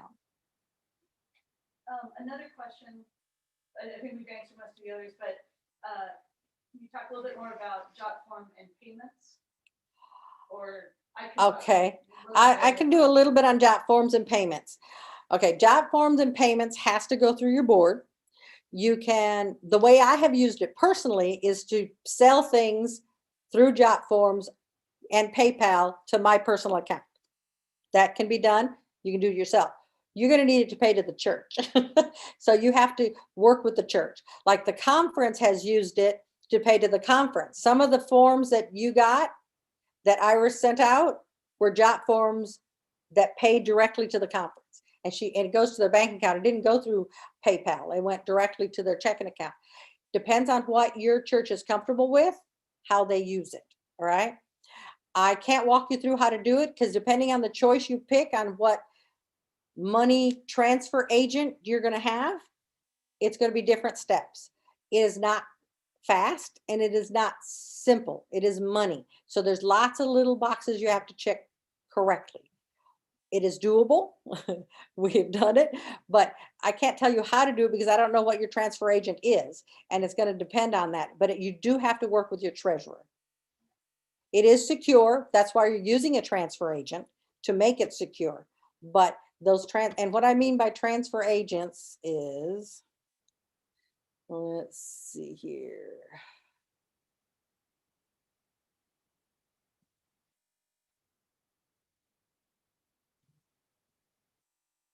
Let's go back to build.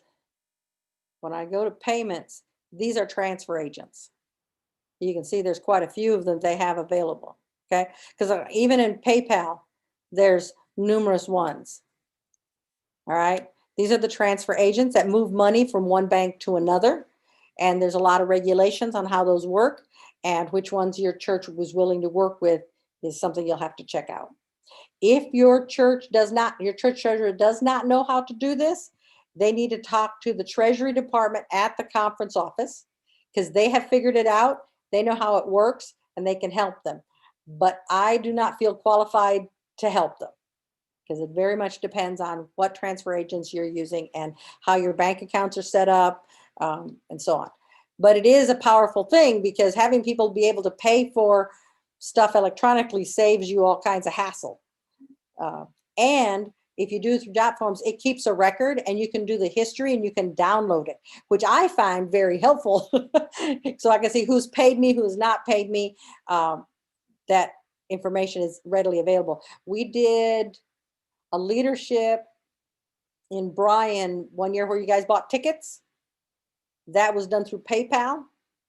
There's a whole, that's what I used when you people came in and said, I registered and you don't have a thing for me. I could go look up their payment history and see, yeah, well, no, yours didn't go through, or you did it under a different name, or whatever the issue was, and we could resolve it right there because I had the history. So I find that very convenient. Anything else? We got 5 minutes. Okay.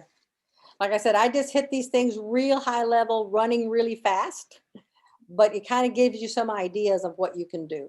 I'm hoping that it sparked your imagination. To me, that's the most important thing, that it sparked your imagination of things that are possible, things you can do, and use them different ways than I've used them.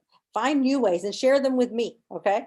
Because even though I'm working at the conference level, I'm also working with my church and I also need ideas. So share them with other people, network, find other directors that you can share information. How are you doing this? What tools did you use? That is really, really helpful.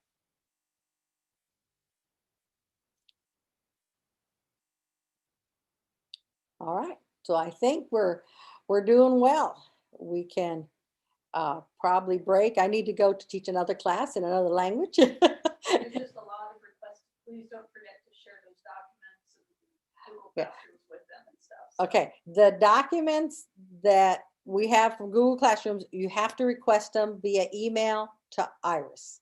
Okay, I want documentation, who needs it, and make sure we can do that. And it won't be immediate. I can't, if you ask me today, you will not have them tomorrow, because it is, I'm guessing it'll take about 2 hours worth of work per club to get you the documents that you need. All right. And I've only done it between my account to my account. I've not done it from my account to your account. So I may need your cooperation to get these things to work. This is a learning process. So I'm asking for grace up front. And some of the other just Google Docs and check sheets and stuff that you had look like that. So Okay, yeah, those are easy. Just ask him for Iris, the check sheets. I will make them accessible. And what you're gonna do is I'm gonna give it to you in a non-editable form. You're gonna download them to your drive, and then you can edit them, because I don't want you messing up mine. I want you to have your own, because if you put your people in my club, that'll be very confusing. But yeah, we'll share all of those sheets. That's sort of why we built them, to kind of give you a leg up to get you started without having to invent the wheel. Okay, you might have to invent the wagon, but at least we're giving you the wheels.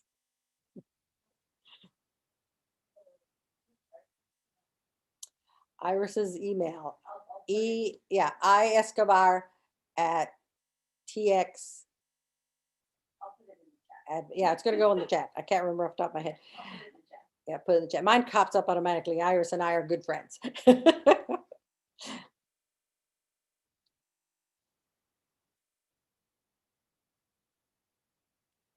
Now, I believe next weekend is playbook, and I think the weekend after that is when we would have our first class on one of these topics, those of you who wanted a class. So I'm going to see if Iris can send out a registration for who wants to attend the class. I can't do a poll, because one thing about polls, you have to build them ahead of time. If you try to do them on the fly, you have to be the owner, and it knocks you out, puts you in the original account. You have to build it, then you have to come back. So build your polls ahead of time.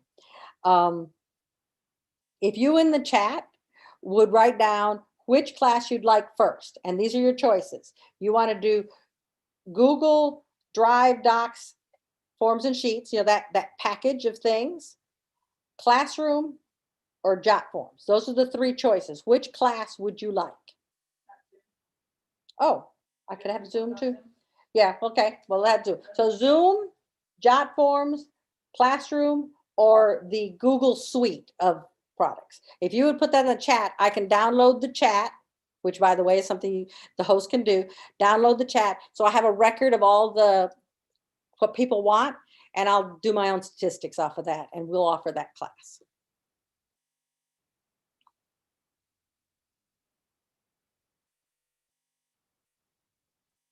All right. Yeah, we aren't going to close the session because you guys are doing your responses. But yeah, if you guys respond on what you'd like first, we'll do that. And like I said, we have 2 days set aside. If we need more, we'll do more. We want to help you as much as possible.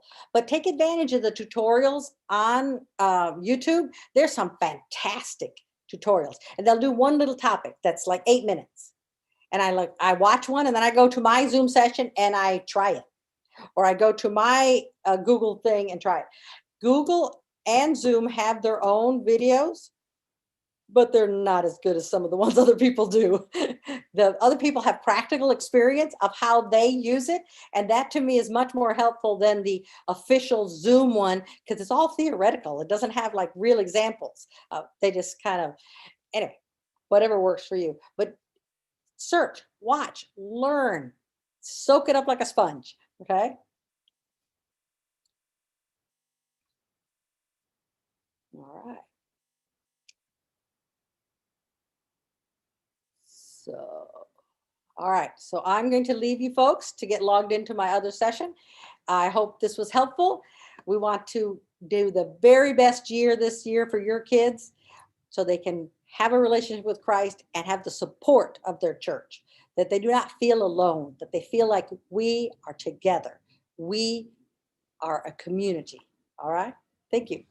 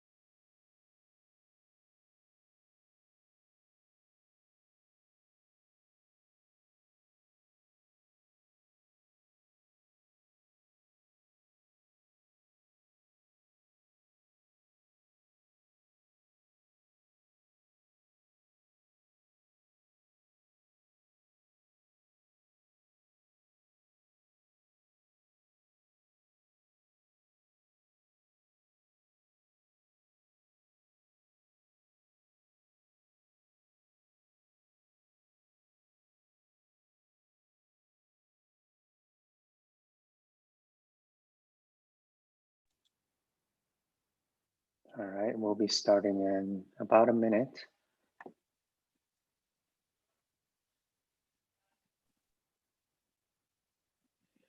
All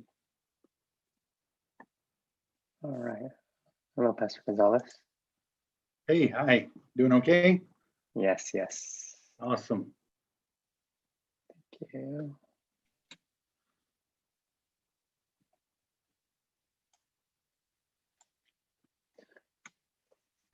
I'm going to put you as a spotlight video for right now, and then maybe in about a minute, we can start. Okay.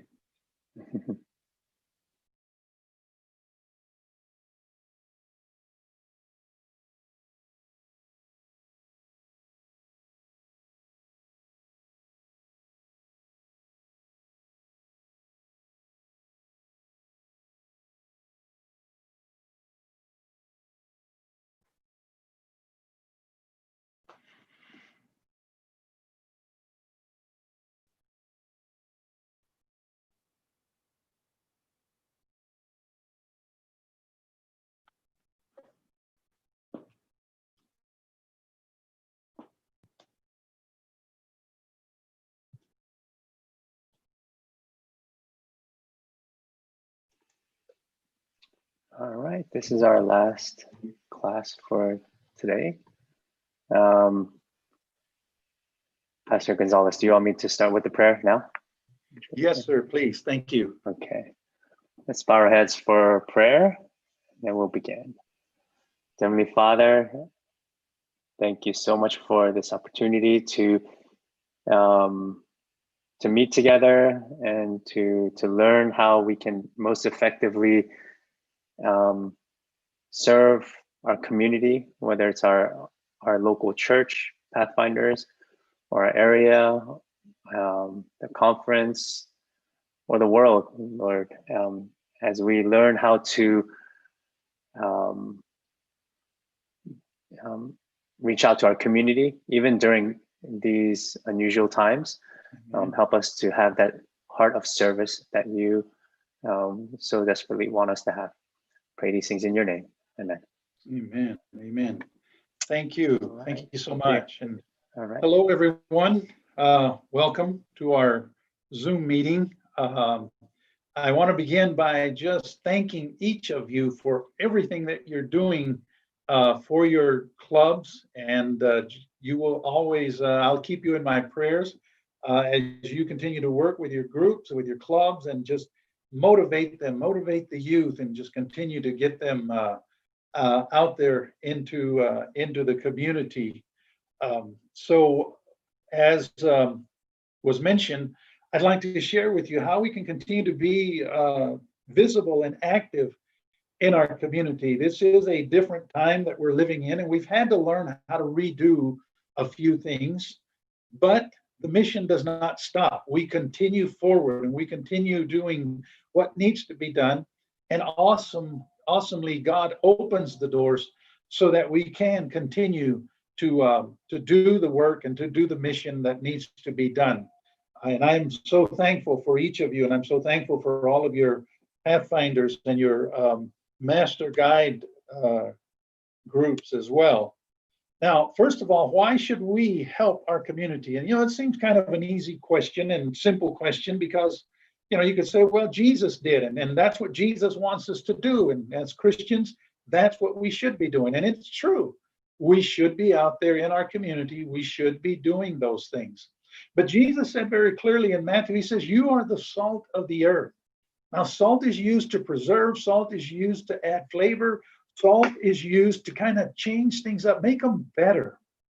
And if I'm sitting at the table and I'm eating this food and I'm saying like, man, this is bland, this needs some salt, but the salt shaker is right there, right next to me, but I don't use the salt shaker, it's not going to change anything. In order for the salt to change anything, it must mingle with the food that I'm eating.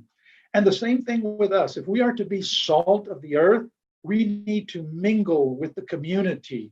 Our group can be right there in the community. Our church can be right there in the community. But unless it gets out of the salt shaker and gets into the community, it's not going to preserve the community. It's not going to make it any better. It's not going to add any flavor to it. And so that's one of the reasons why we need to get out and help our community, because your club can make a difference in your community, friends. I've seen it happen. Your Pathfinder club, your Master Guide club can make a tremendous difference right there in your community. Christ also said we are to be the light of the world. And if you get out and become that salt mingled with the people, you will become the light of the world. People will begin to look at you and say, if we need some help, these are the people that can help us. When others are talking bad about young people, that they don't do anything, that they just cause problems, if you've been out in the community, there will be those who will say, no, not that Pathfinder club, not that Master Guide club, not those young people from that church. They're not out there doing bad things. They're not out there doing negative things. They're doing positive things, and they've been helping us. And let me stress to you that the time to get out in your community is now, when things, the skies are blue, before there's any kind of a disaster or anything. Let the community know who you are, because as they see you as the salt of the earth and as the light of the world, Jesus says what the results would be. They'll see your good works and they'll glorify your Father in heaven. And that's what it's all about. We want people to glorify God, to get to know our Lord and Savior. And then Jesus says this very important scripture. I see that when Jesus comes, when he comes a second time, he's not going to be asking us, how many Bible studies did you have? How many baptisms did you have? How many churches did you start? Even though all of those are very, very important. But I see scripture says that when he comes, he does say the following. He says, come, you blessed of my Father, inherit the kingdom prepared for you from the foundation of the world. And then he says, who are the ones that will inherit the kingdom? For I was hungry, you gave me food. I was thirsty, you gave me drink. I was a stranger and you took me in. I was naked and you clothed me. I was sick and you visited me. I was in prison and you came to me. Then the righteous will answer him, saying, Lord, when did we see you hungry and feed you, or thirsty and give you drink? When did we see you a stranger and take you in, or naked and clothe you? Or when did we see you sick or in prison and come to you? And the king will answer and say to them, assuredly I say to you, inasmuch as you did it to one of the least of my brethren, you did it to me. So friends, as we help those in our community, as we help them with their needs and what's going on, and right now, very, very clearly, there are tremendous needs since COVID-19. As we're helping them, we're also helping them to know about Christ. And we're doing the part that we should be doing in helping our fellow community, our fellow members, our fellow brethren, and those in the community as well. The mission for Adventist Community Services is serving communities in Christ's name. And I hope that becomes your mission as well. Each one of your clubs, Pathfinders, Master Guides, I hope you will have that in mind also, to serve your community in Christ's name. Would it be something if in your community somebody could say, hey, do you know where I could get help for this? And they would be able to say, go to the Adventist church. They've got a group of people there that are willing and ready to help you. What would be bad if somebody were to say, hey, do you know a place we could get some help? And they don't even mention your name. Or if something happens to your church and nobody misses you, that would really be really sad. So what can we do when there's a pandemic? Well, before COVID-19, it was easy to get out there and go and help the homeless, give them some food, give them some clothes, and help other people, give them food, give them clothes, go to the nursing homes and visit them, do some services. It was very easy to do that. But since COVID-19, it has gotten very, very, very difficult. But it's doable. Things can be done. First of all, I want to make sure that we follow the CDC, the state, and the local safety guidelines. So please do that. Maintain your social distancing, 6 feet apart from everyone else. Wear a mask or a face shield. Of course, the best masks are the N95, but those are hard to come by because they're sending those mostly to our medical personnel and our first responders who they need those. But you can always get the cloth mask, and you can get the disposable ones as well. So make sure you wear a mask. And friends, also make sure you wear it over your mouth and your nose. I've seen many of them who they're wearing it down below their nose. Some of them are wearing it down on their chin. That's not going to help any. And of course, don't touch your face. And it's just our human nature. Anytime somebody says don't, that's the first thing that we want to do. I understand that, when they started saying, don't touch your face, don't touch your face. Well, it was always like, man, I've got an itch right here. I need to scratch it, but I'm not supposed to touch it. But it's very important that we follow all of the safety guidelines. Wear disposable gloves. There are those that are latex free for those that have an allergy to latex. There are those that are powder free as well. But it's always good to wear a glove as you're working there in the community. And learn how to properly remove them and dispose of them as well. You see there on the diagram, the first part, you pinch part of the glove on one hand, and you just roll it down as it shows it there in number 2. You begin to roll it down until it's number 3. It's in the hand that you have the glove in, and just keep it in there. And then you see number 4, take a finger or 2 under the other glove without touching the outside of the glove, slip it under the other glove, and begin also to just go down with it as in number 5, and it'll turn inside out. As you see in number 6, it'll have the other glove inside of it, and you'll be touching the inside part.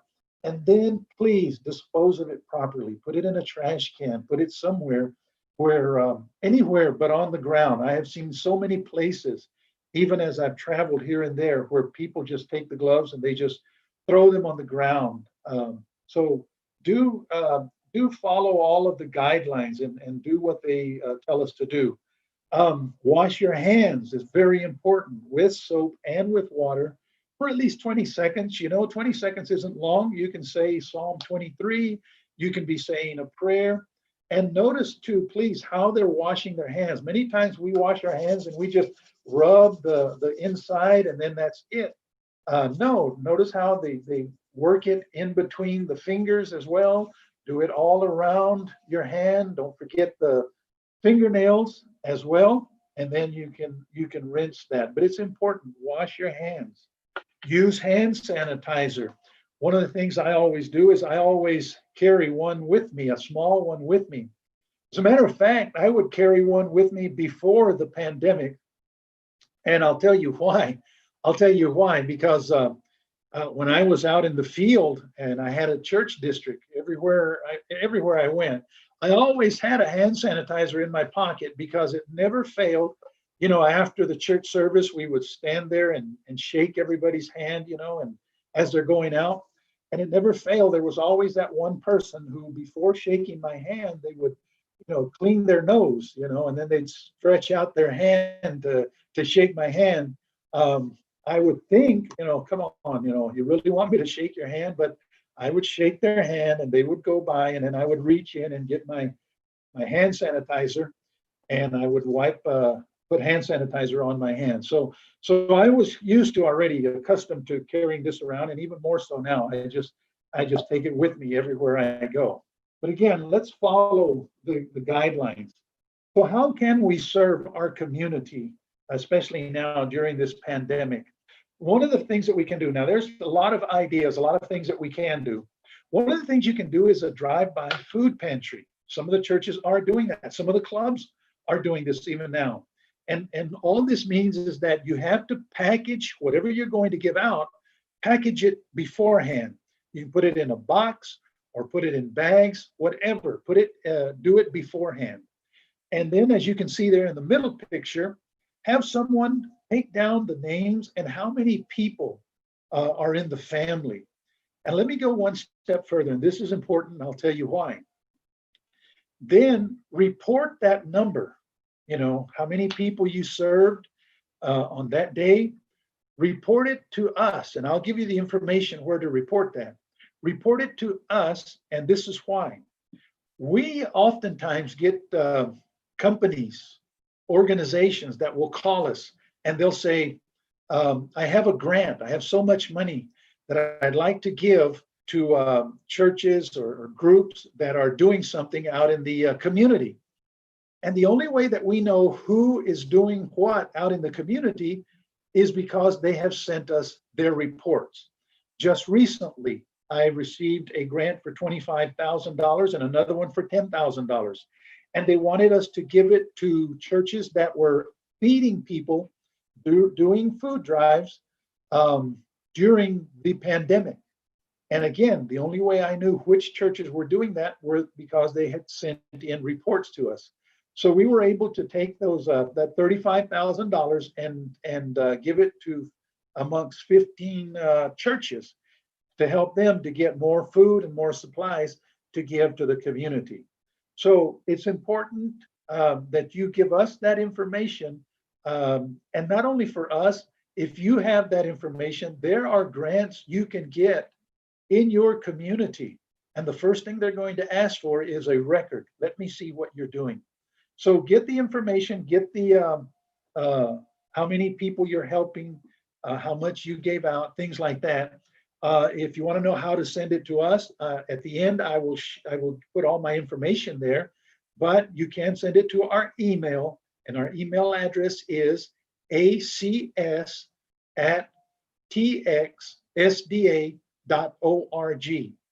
acs@txsda.org. And I said that information will be at the end of my presentation as well.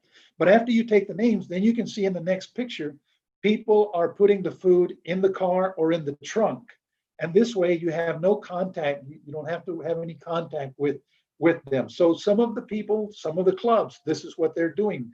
As a matter of fact, just yesterday, a club out in Jacksonville, their youth were out giving food. This was the first time that they had done this in Jacksonville. And they gave out, a lot of food. They gave out a lot of milk, just a tremendous amount. Do you know, can you realize the impact this is going to have on that community there in Jacksonville? Do you think they're going to know about these youth and what they're doing? Man, you better believe it. So that's one of the things that can be done. Another one is just a home drop-off pantry. The same thing, you prepare everything beforehand, you package it up either in bags or in a box, and then you drive it all out to an area. Some people are doing like apartments, but you take it to an area that you know is in need, and then you take the items and you place it on the front door there. You can knock on the door or ring the doorbell and then step back as the people come out. And you can put literature in there to let them know who is giving this to them. But you can, as they open the door, just tell them that, hey, this is from so-and-so Pathfinder group, so-and-so Master Guide group. We pray that it'll be a blessing to you. But this is another thing that can be done, another way that you can continue to serve the community. And folks, as you do this, the community will know you. And let me tell you, right now, this is really needed. There are food banks that are asking for churches, for clubs to do some type of pantry, drive-by or home drop, something to get the food out into the community, because they've got food that's going to waste because they don't have people to help in this area to get it out into the community. And this is one area that the community really, really needs, especially since the pandemic. Other things you can do is you can do a food collection drive there in your church, in your community.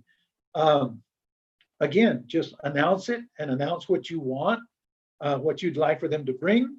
And then you can put them in boxes, and you can do one of two things. You can give it back, give it out to the community, or maybe there are some people in your church that need, and we mustn't forget people in our churches. Sometimes we just think outside in the community, and we forget sometimes about some of the people in our church.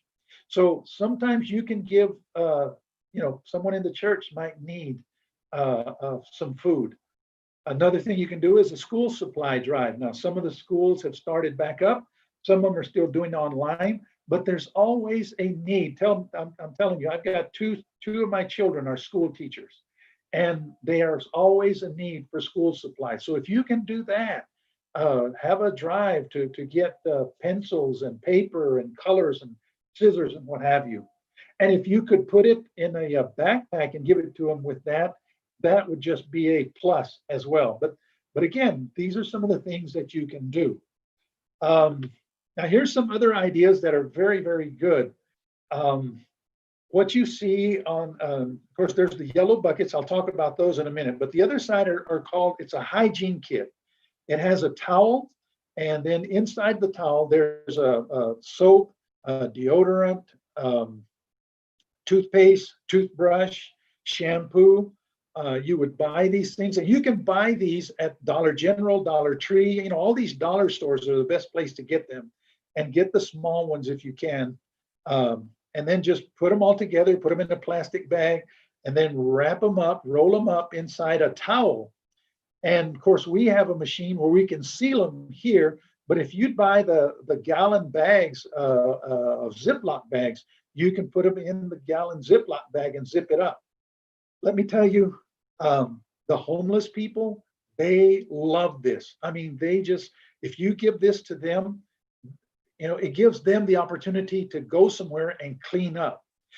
When we go to camporees, remember the Pathfinders and camporee and the Master Guide camporee, and it's all done with, and we get back home, what's the first thing that we do? I don't know about you, but I head for the shower, and I, get all cleaned up, and man, that feels so good.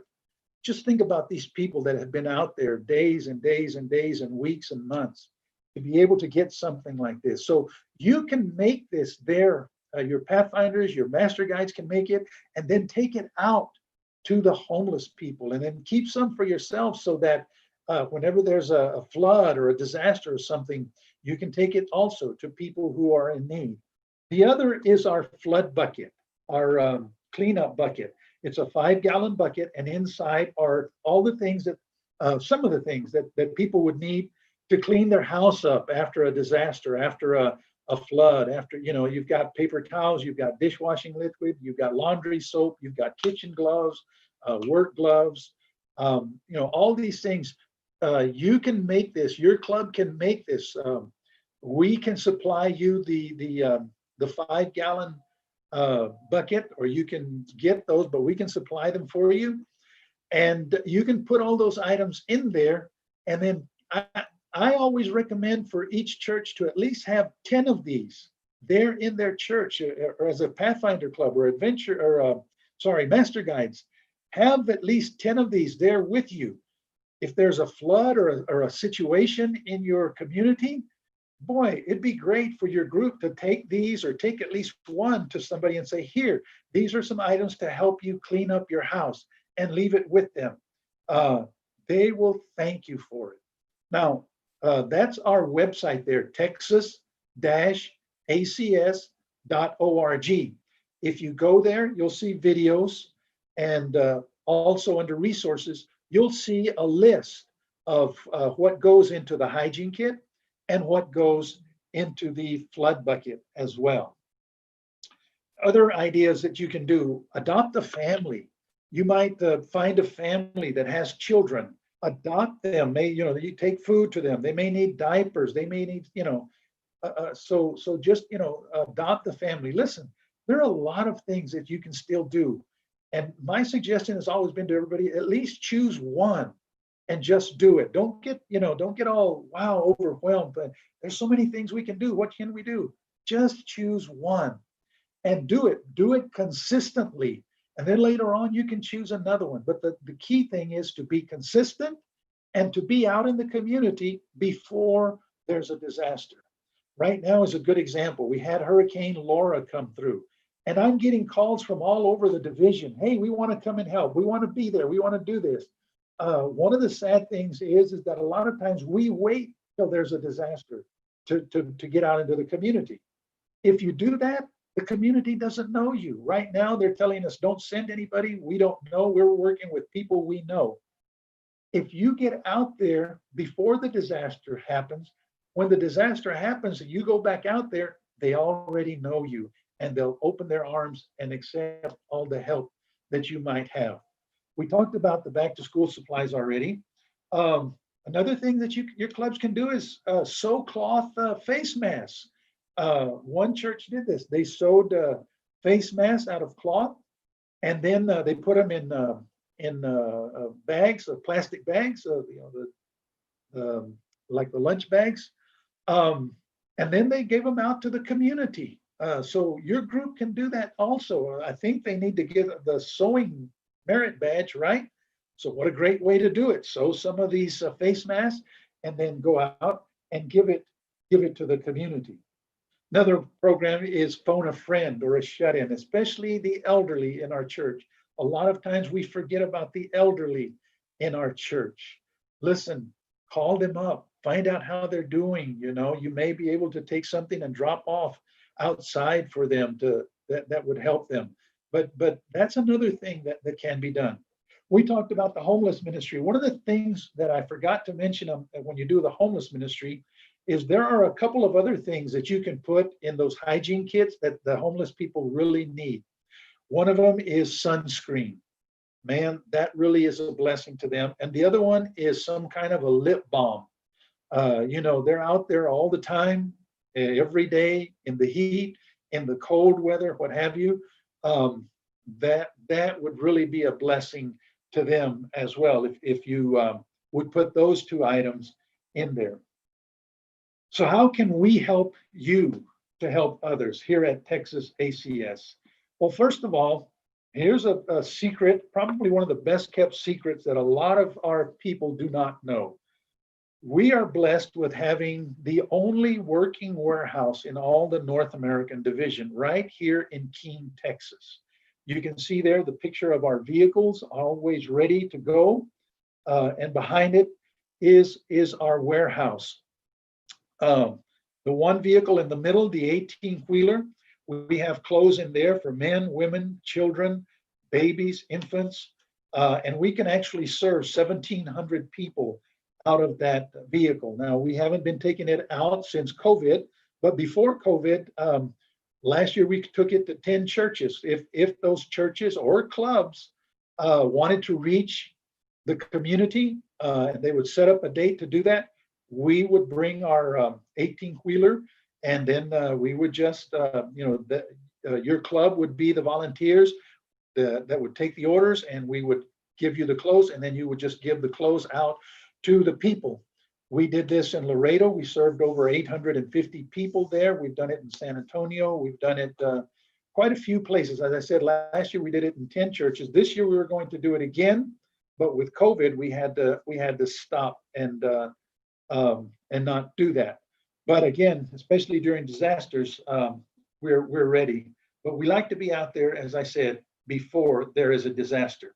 This is what the inside of our warehouse looks like. Thank God we have some things in there that we want to be a resource to our churches, to our clubs. If you want to reach out into the community, if you want to do something, we want to be a resource for you as well. So that's why, like I said, two of the best kept secrets are, one, we didn't know there was a warehouse, that we had a warehouse, and two, we didn't know it was as big as it is.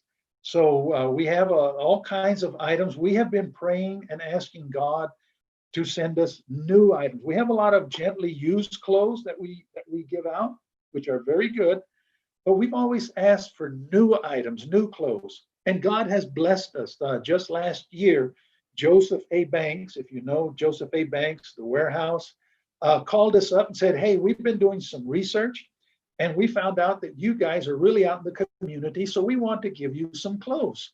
And of course we said, man, great, we'll be glad to take it.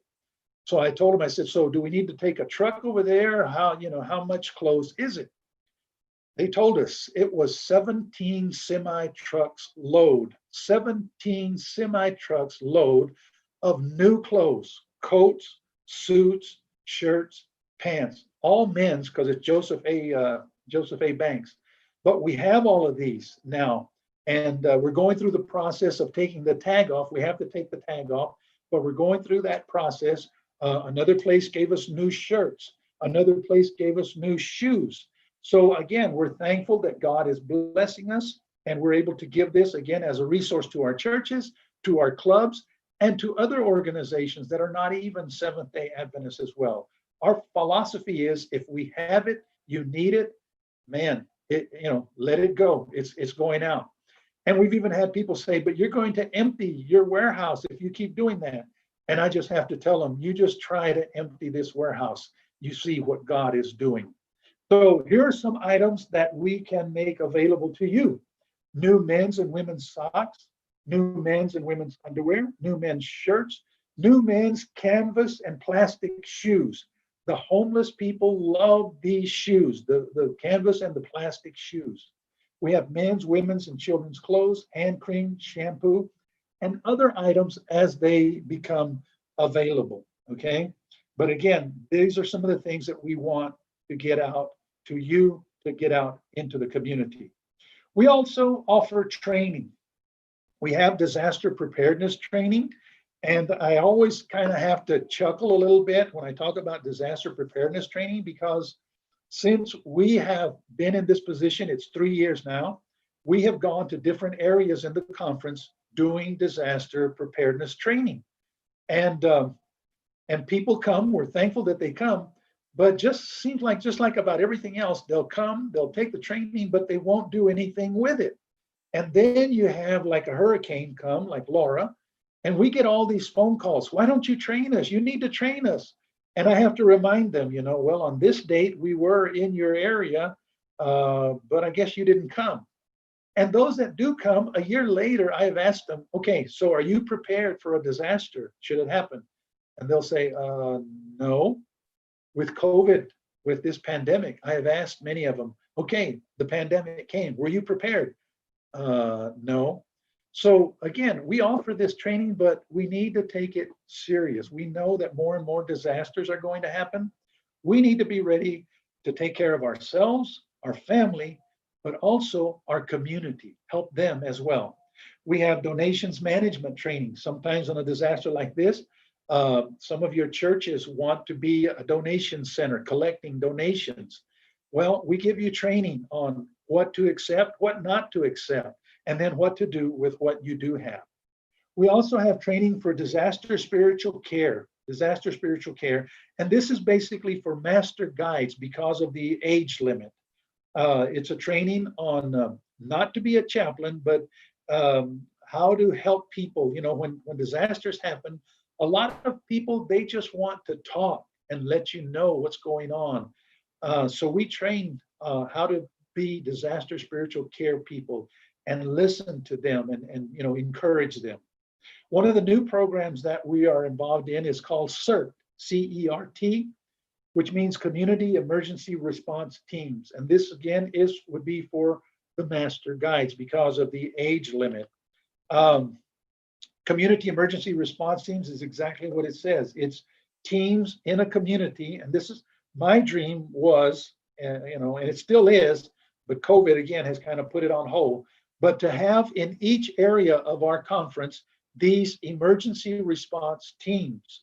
The first responders love it when they find out that there is a community emergency response team in their area. There are only so many first responders and they cannot handle everything. So they rely upon certain teams to work with them and handle certain situations. We'll give you more information on this, and hopefully maybe sometime soon we can do some kind of training, because like I said, I really would like to have CERT teams throughout the whole community. Zoom accounts. I was told to let you know by Dan Cerns. Dan Cerns is the evangelism coordinator, that you can have a Zoom account. That way you can communicate with your staff or also with your club.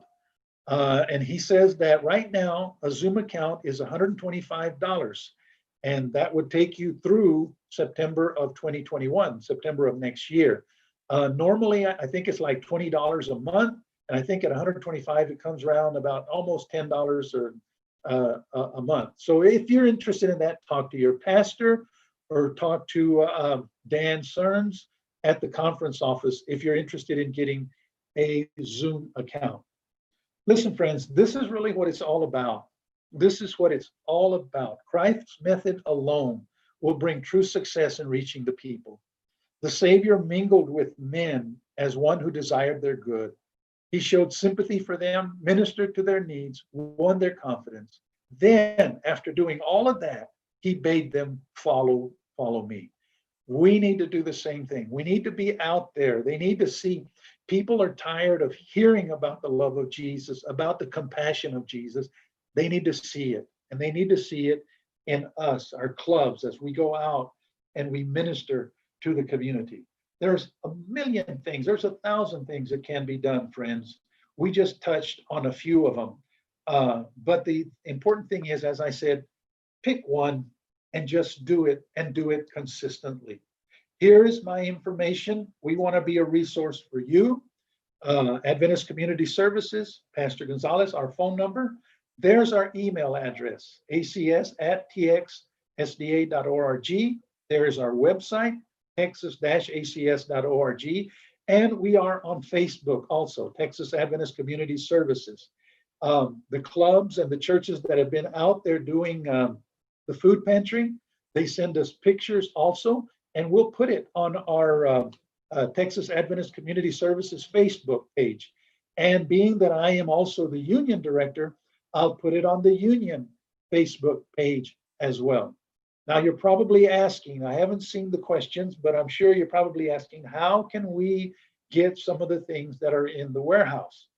The best way is to send us an email or to call us and let us know what it is you want. Remember, it's depending on what we have. Sometimes we have it, sometimes we don't.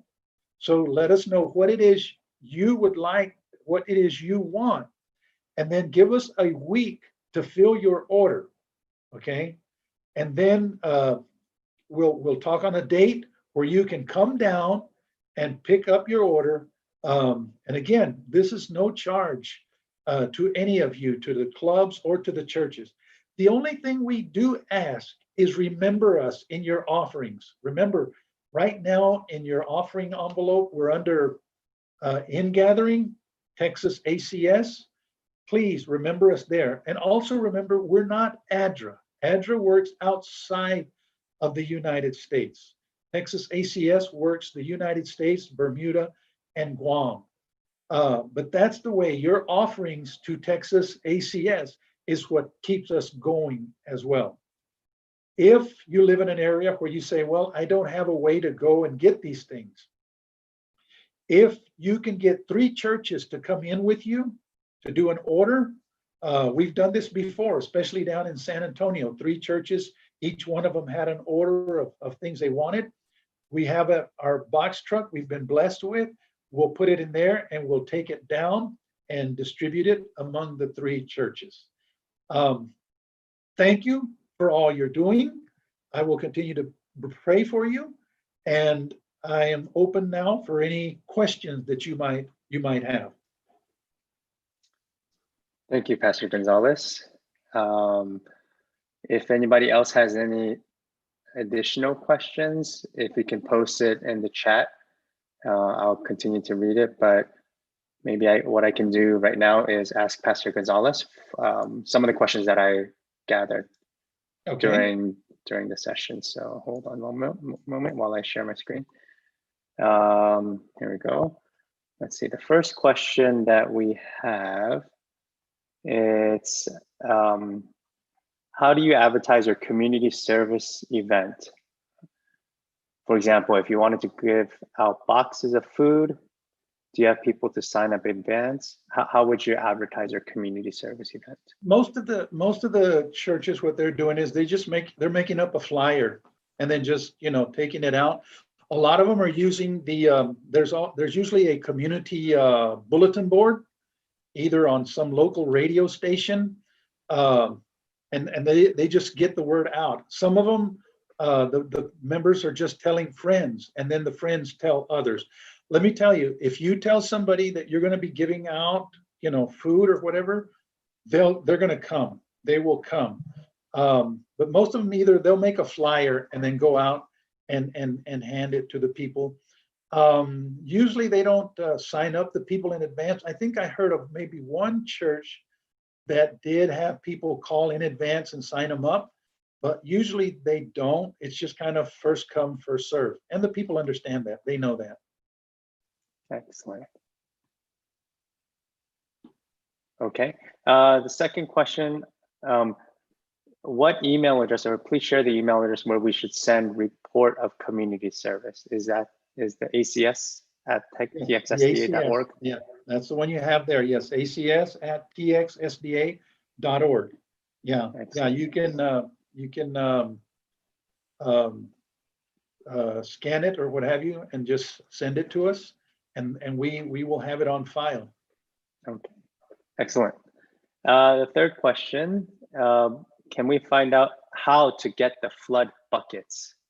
Sure, give us a call. Call us. Let me let you know now. Our hours are Monday through Thursday. Okay, Monday through Thursday, from 8:30 in the morning till 5 o'clock in the afternoon. Okay, now we're there earlier and later, but that gives us time to prepare and then to wrap things up. And Fridays, we're usually closed because that's usually our traveling time. And right now, especially with the hurricane, as I'm the union director also, I'm involved with the things going on down in Louisiana. So, just give us a call. If we're not there, the phone rolls over to our cell phone. But give us a call, and we can set up a way to get you the buckets. What is the phone number again, sir? Is that? You would ask me that. 817. Okay. 817-641-7679. All right. It's one of those, I don't call myself, so. And then I think we have this question and then one more after that. Okay. So there's a person that volunteers at the Casa of Denton. How would he or she go about requesting clothing for the teens who are about to age out of the system, who need business clothing for interviews?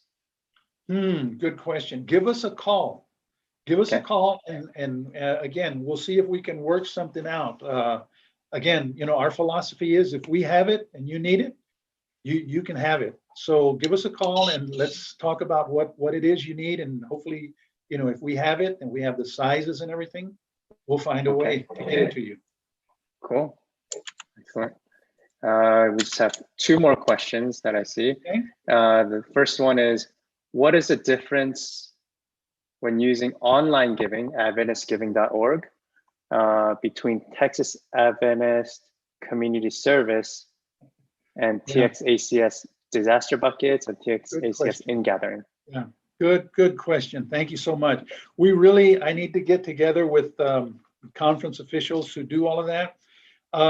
If you give to Texas ACS disaster buckets, the funds will just go for us to get the supplies that we need for the disaster buckets. If you go to ACS in-gathering to give it to Texas ACS in-gathering, we can do the same. We can use it for the buckets, for the hygiene kits, for anything else we need. The same as if it goes just to Texas Adventist Community Services. They kind of have there's a little redundancy there. But if you give it to those, again, we can use that for hygiene kits, for buckets, for whatever we need. It's just the one that says for the buckets, then we have to use that just for the buckets. Good question. Okay. And please don't give it to ADRA. We had that happen during Hurricane Harvey. Someone told me, said, I just helped you. I said, great. What'd you do? He said, I gave you $1,000. I said, awesome. Thank you so much. Where'd you give it? He said, ADRA. Oh. I said, well, I'm glad you helped them, but that doesn't come to me. Got it. Okay. And then it looks like, it looks like two more questions. First one, second to last one. What happens to the church that has a community service or ACS program that is in operation? do the Pathfinders still open their own or join the church ACS program? Great question. Great question. The best thing would be to join with your church. And if, you know, if they are not going to, you know, at least let them know, communicate with your community service director, let them know what you have in mind of doing. And, you know, and they'll probably let you, you know, okay, that's great, go ahead and do that. But, you know, communicate with them, let them know what you're wanting to do. And you may join with them, or they may just say, go ahead and do that. But always communicate with your communications director and your pastor what you're doing. Got it. Okay. And then the final question, believe here's the question. So we serve the homeless community every weekend, and maybe starting with COVID-19, they have stopped. They need women's clothing. Where would they be able to gather women's clothing? Okay, give us a call. Call us. Give us a call, and we'll see if we can help you with that. Cool. All right. I think those are all the questions that we have. Thank you so much, Pastor. Again, I want to thank all of you. You're out there in the front lines. You're out there with the youth. It's very challenging for you, I know, but my prayers are with you. And if there's anything we can do to help you, we're here to help you. Thank you. One final question that just came in. Can you quickly clarify the difference between ACS and ADRA? Sure. Yeah. ADRA works. ADRA is more international, countries outside of the United States. And I especially have to explain this to our Hispanic folk who come from, you know, Brazil and Mexico, where ADRA is working. They'll come in here and the first thing they'll ask is, where's ADRA? I need ADRA, you know. So ADRA works outside of the United States, and Texas, I'm not sure. Adventist Community Services is the United States, Bermuda, and Guam. Now, we work together, okay, on certain situations, especially, you know, hurricanes and what have you, but we have those two responsibilities. Okay, excellent. Okay, thank you so much, Pastor. Thank you, guys. Just keep at it. Don't give up. All right. Okay. Let me have a word of prayer with you. Sure, great. Lord, we thank you so much for all of these directors, for Pathfinders and Master Guides. They've got some challenges before them, but let them know that you are with them and that you will open up the doors because you're interested in what they are doing with the young people, with the youth, with the young adults. Continue, Lord, to give them even more ideas than what we were able to share here, because we want to do it for your honor and for your glory. As we work on these and help these communities, Lord, may they see Jesus in each one of us, is my prayer in Jesus' name. Amen. Amen. God bless you. Thank you. Thank you. All right. Okay, there is one final announcement that Iris asked me to announce at the end. I put a link in the chat. That's the link to the youngtexasadventist.org website, where you can, if you want, purchase a pin for this event. So let me see if I can share with you that pin. That is this one right here. Oh. So this is available for purchase on the Young Texas Adventist website, and the link is in the chat. All right. Other than that, I think that is the end of our session for today, and I think the end of the program. So thanks everybody for joining, and I believe we're good to go. Thank you so much. All right. Blessings. All right. Okay. Bye.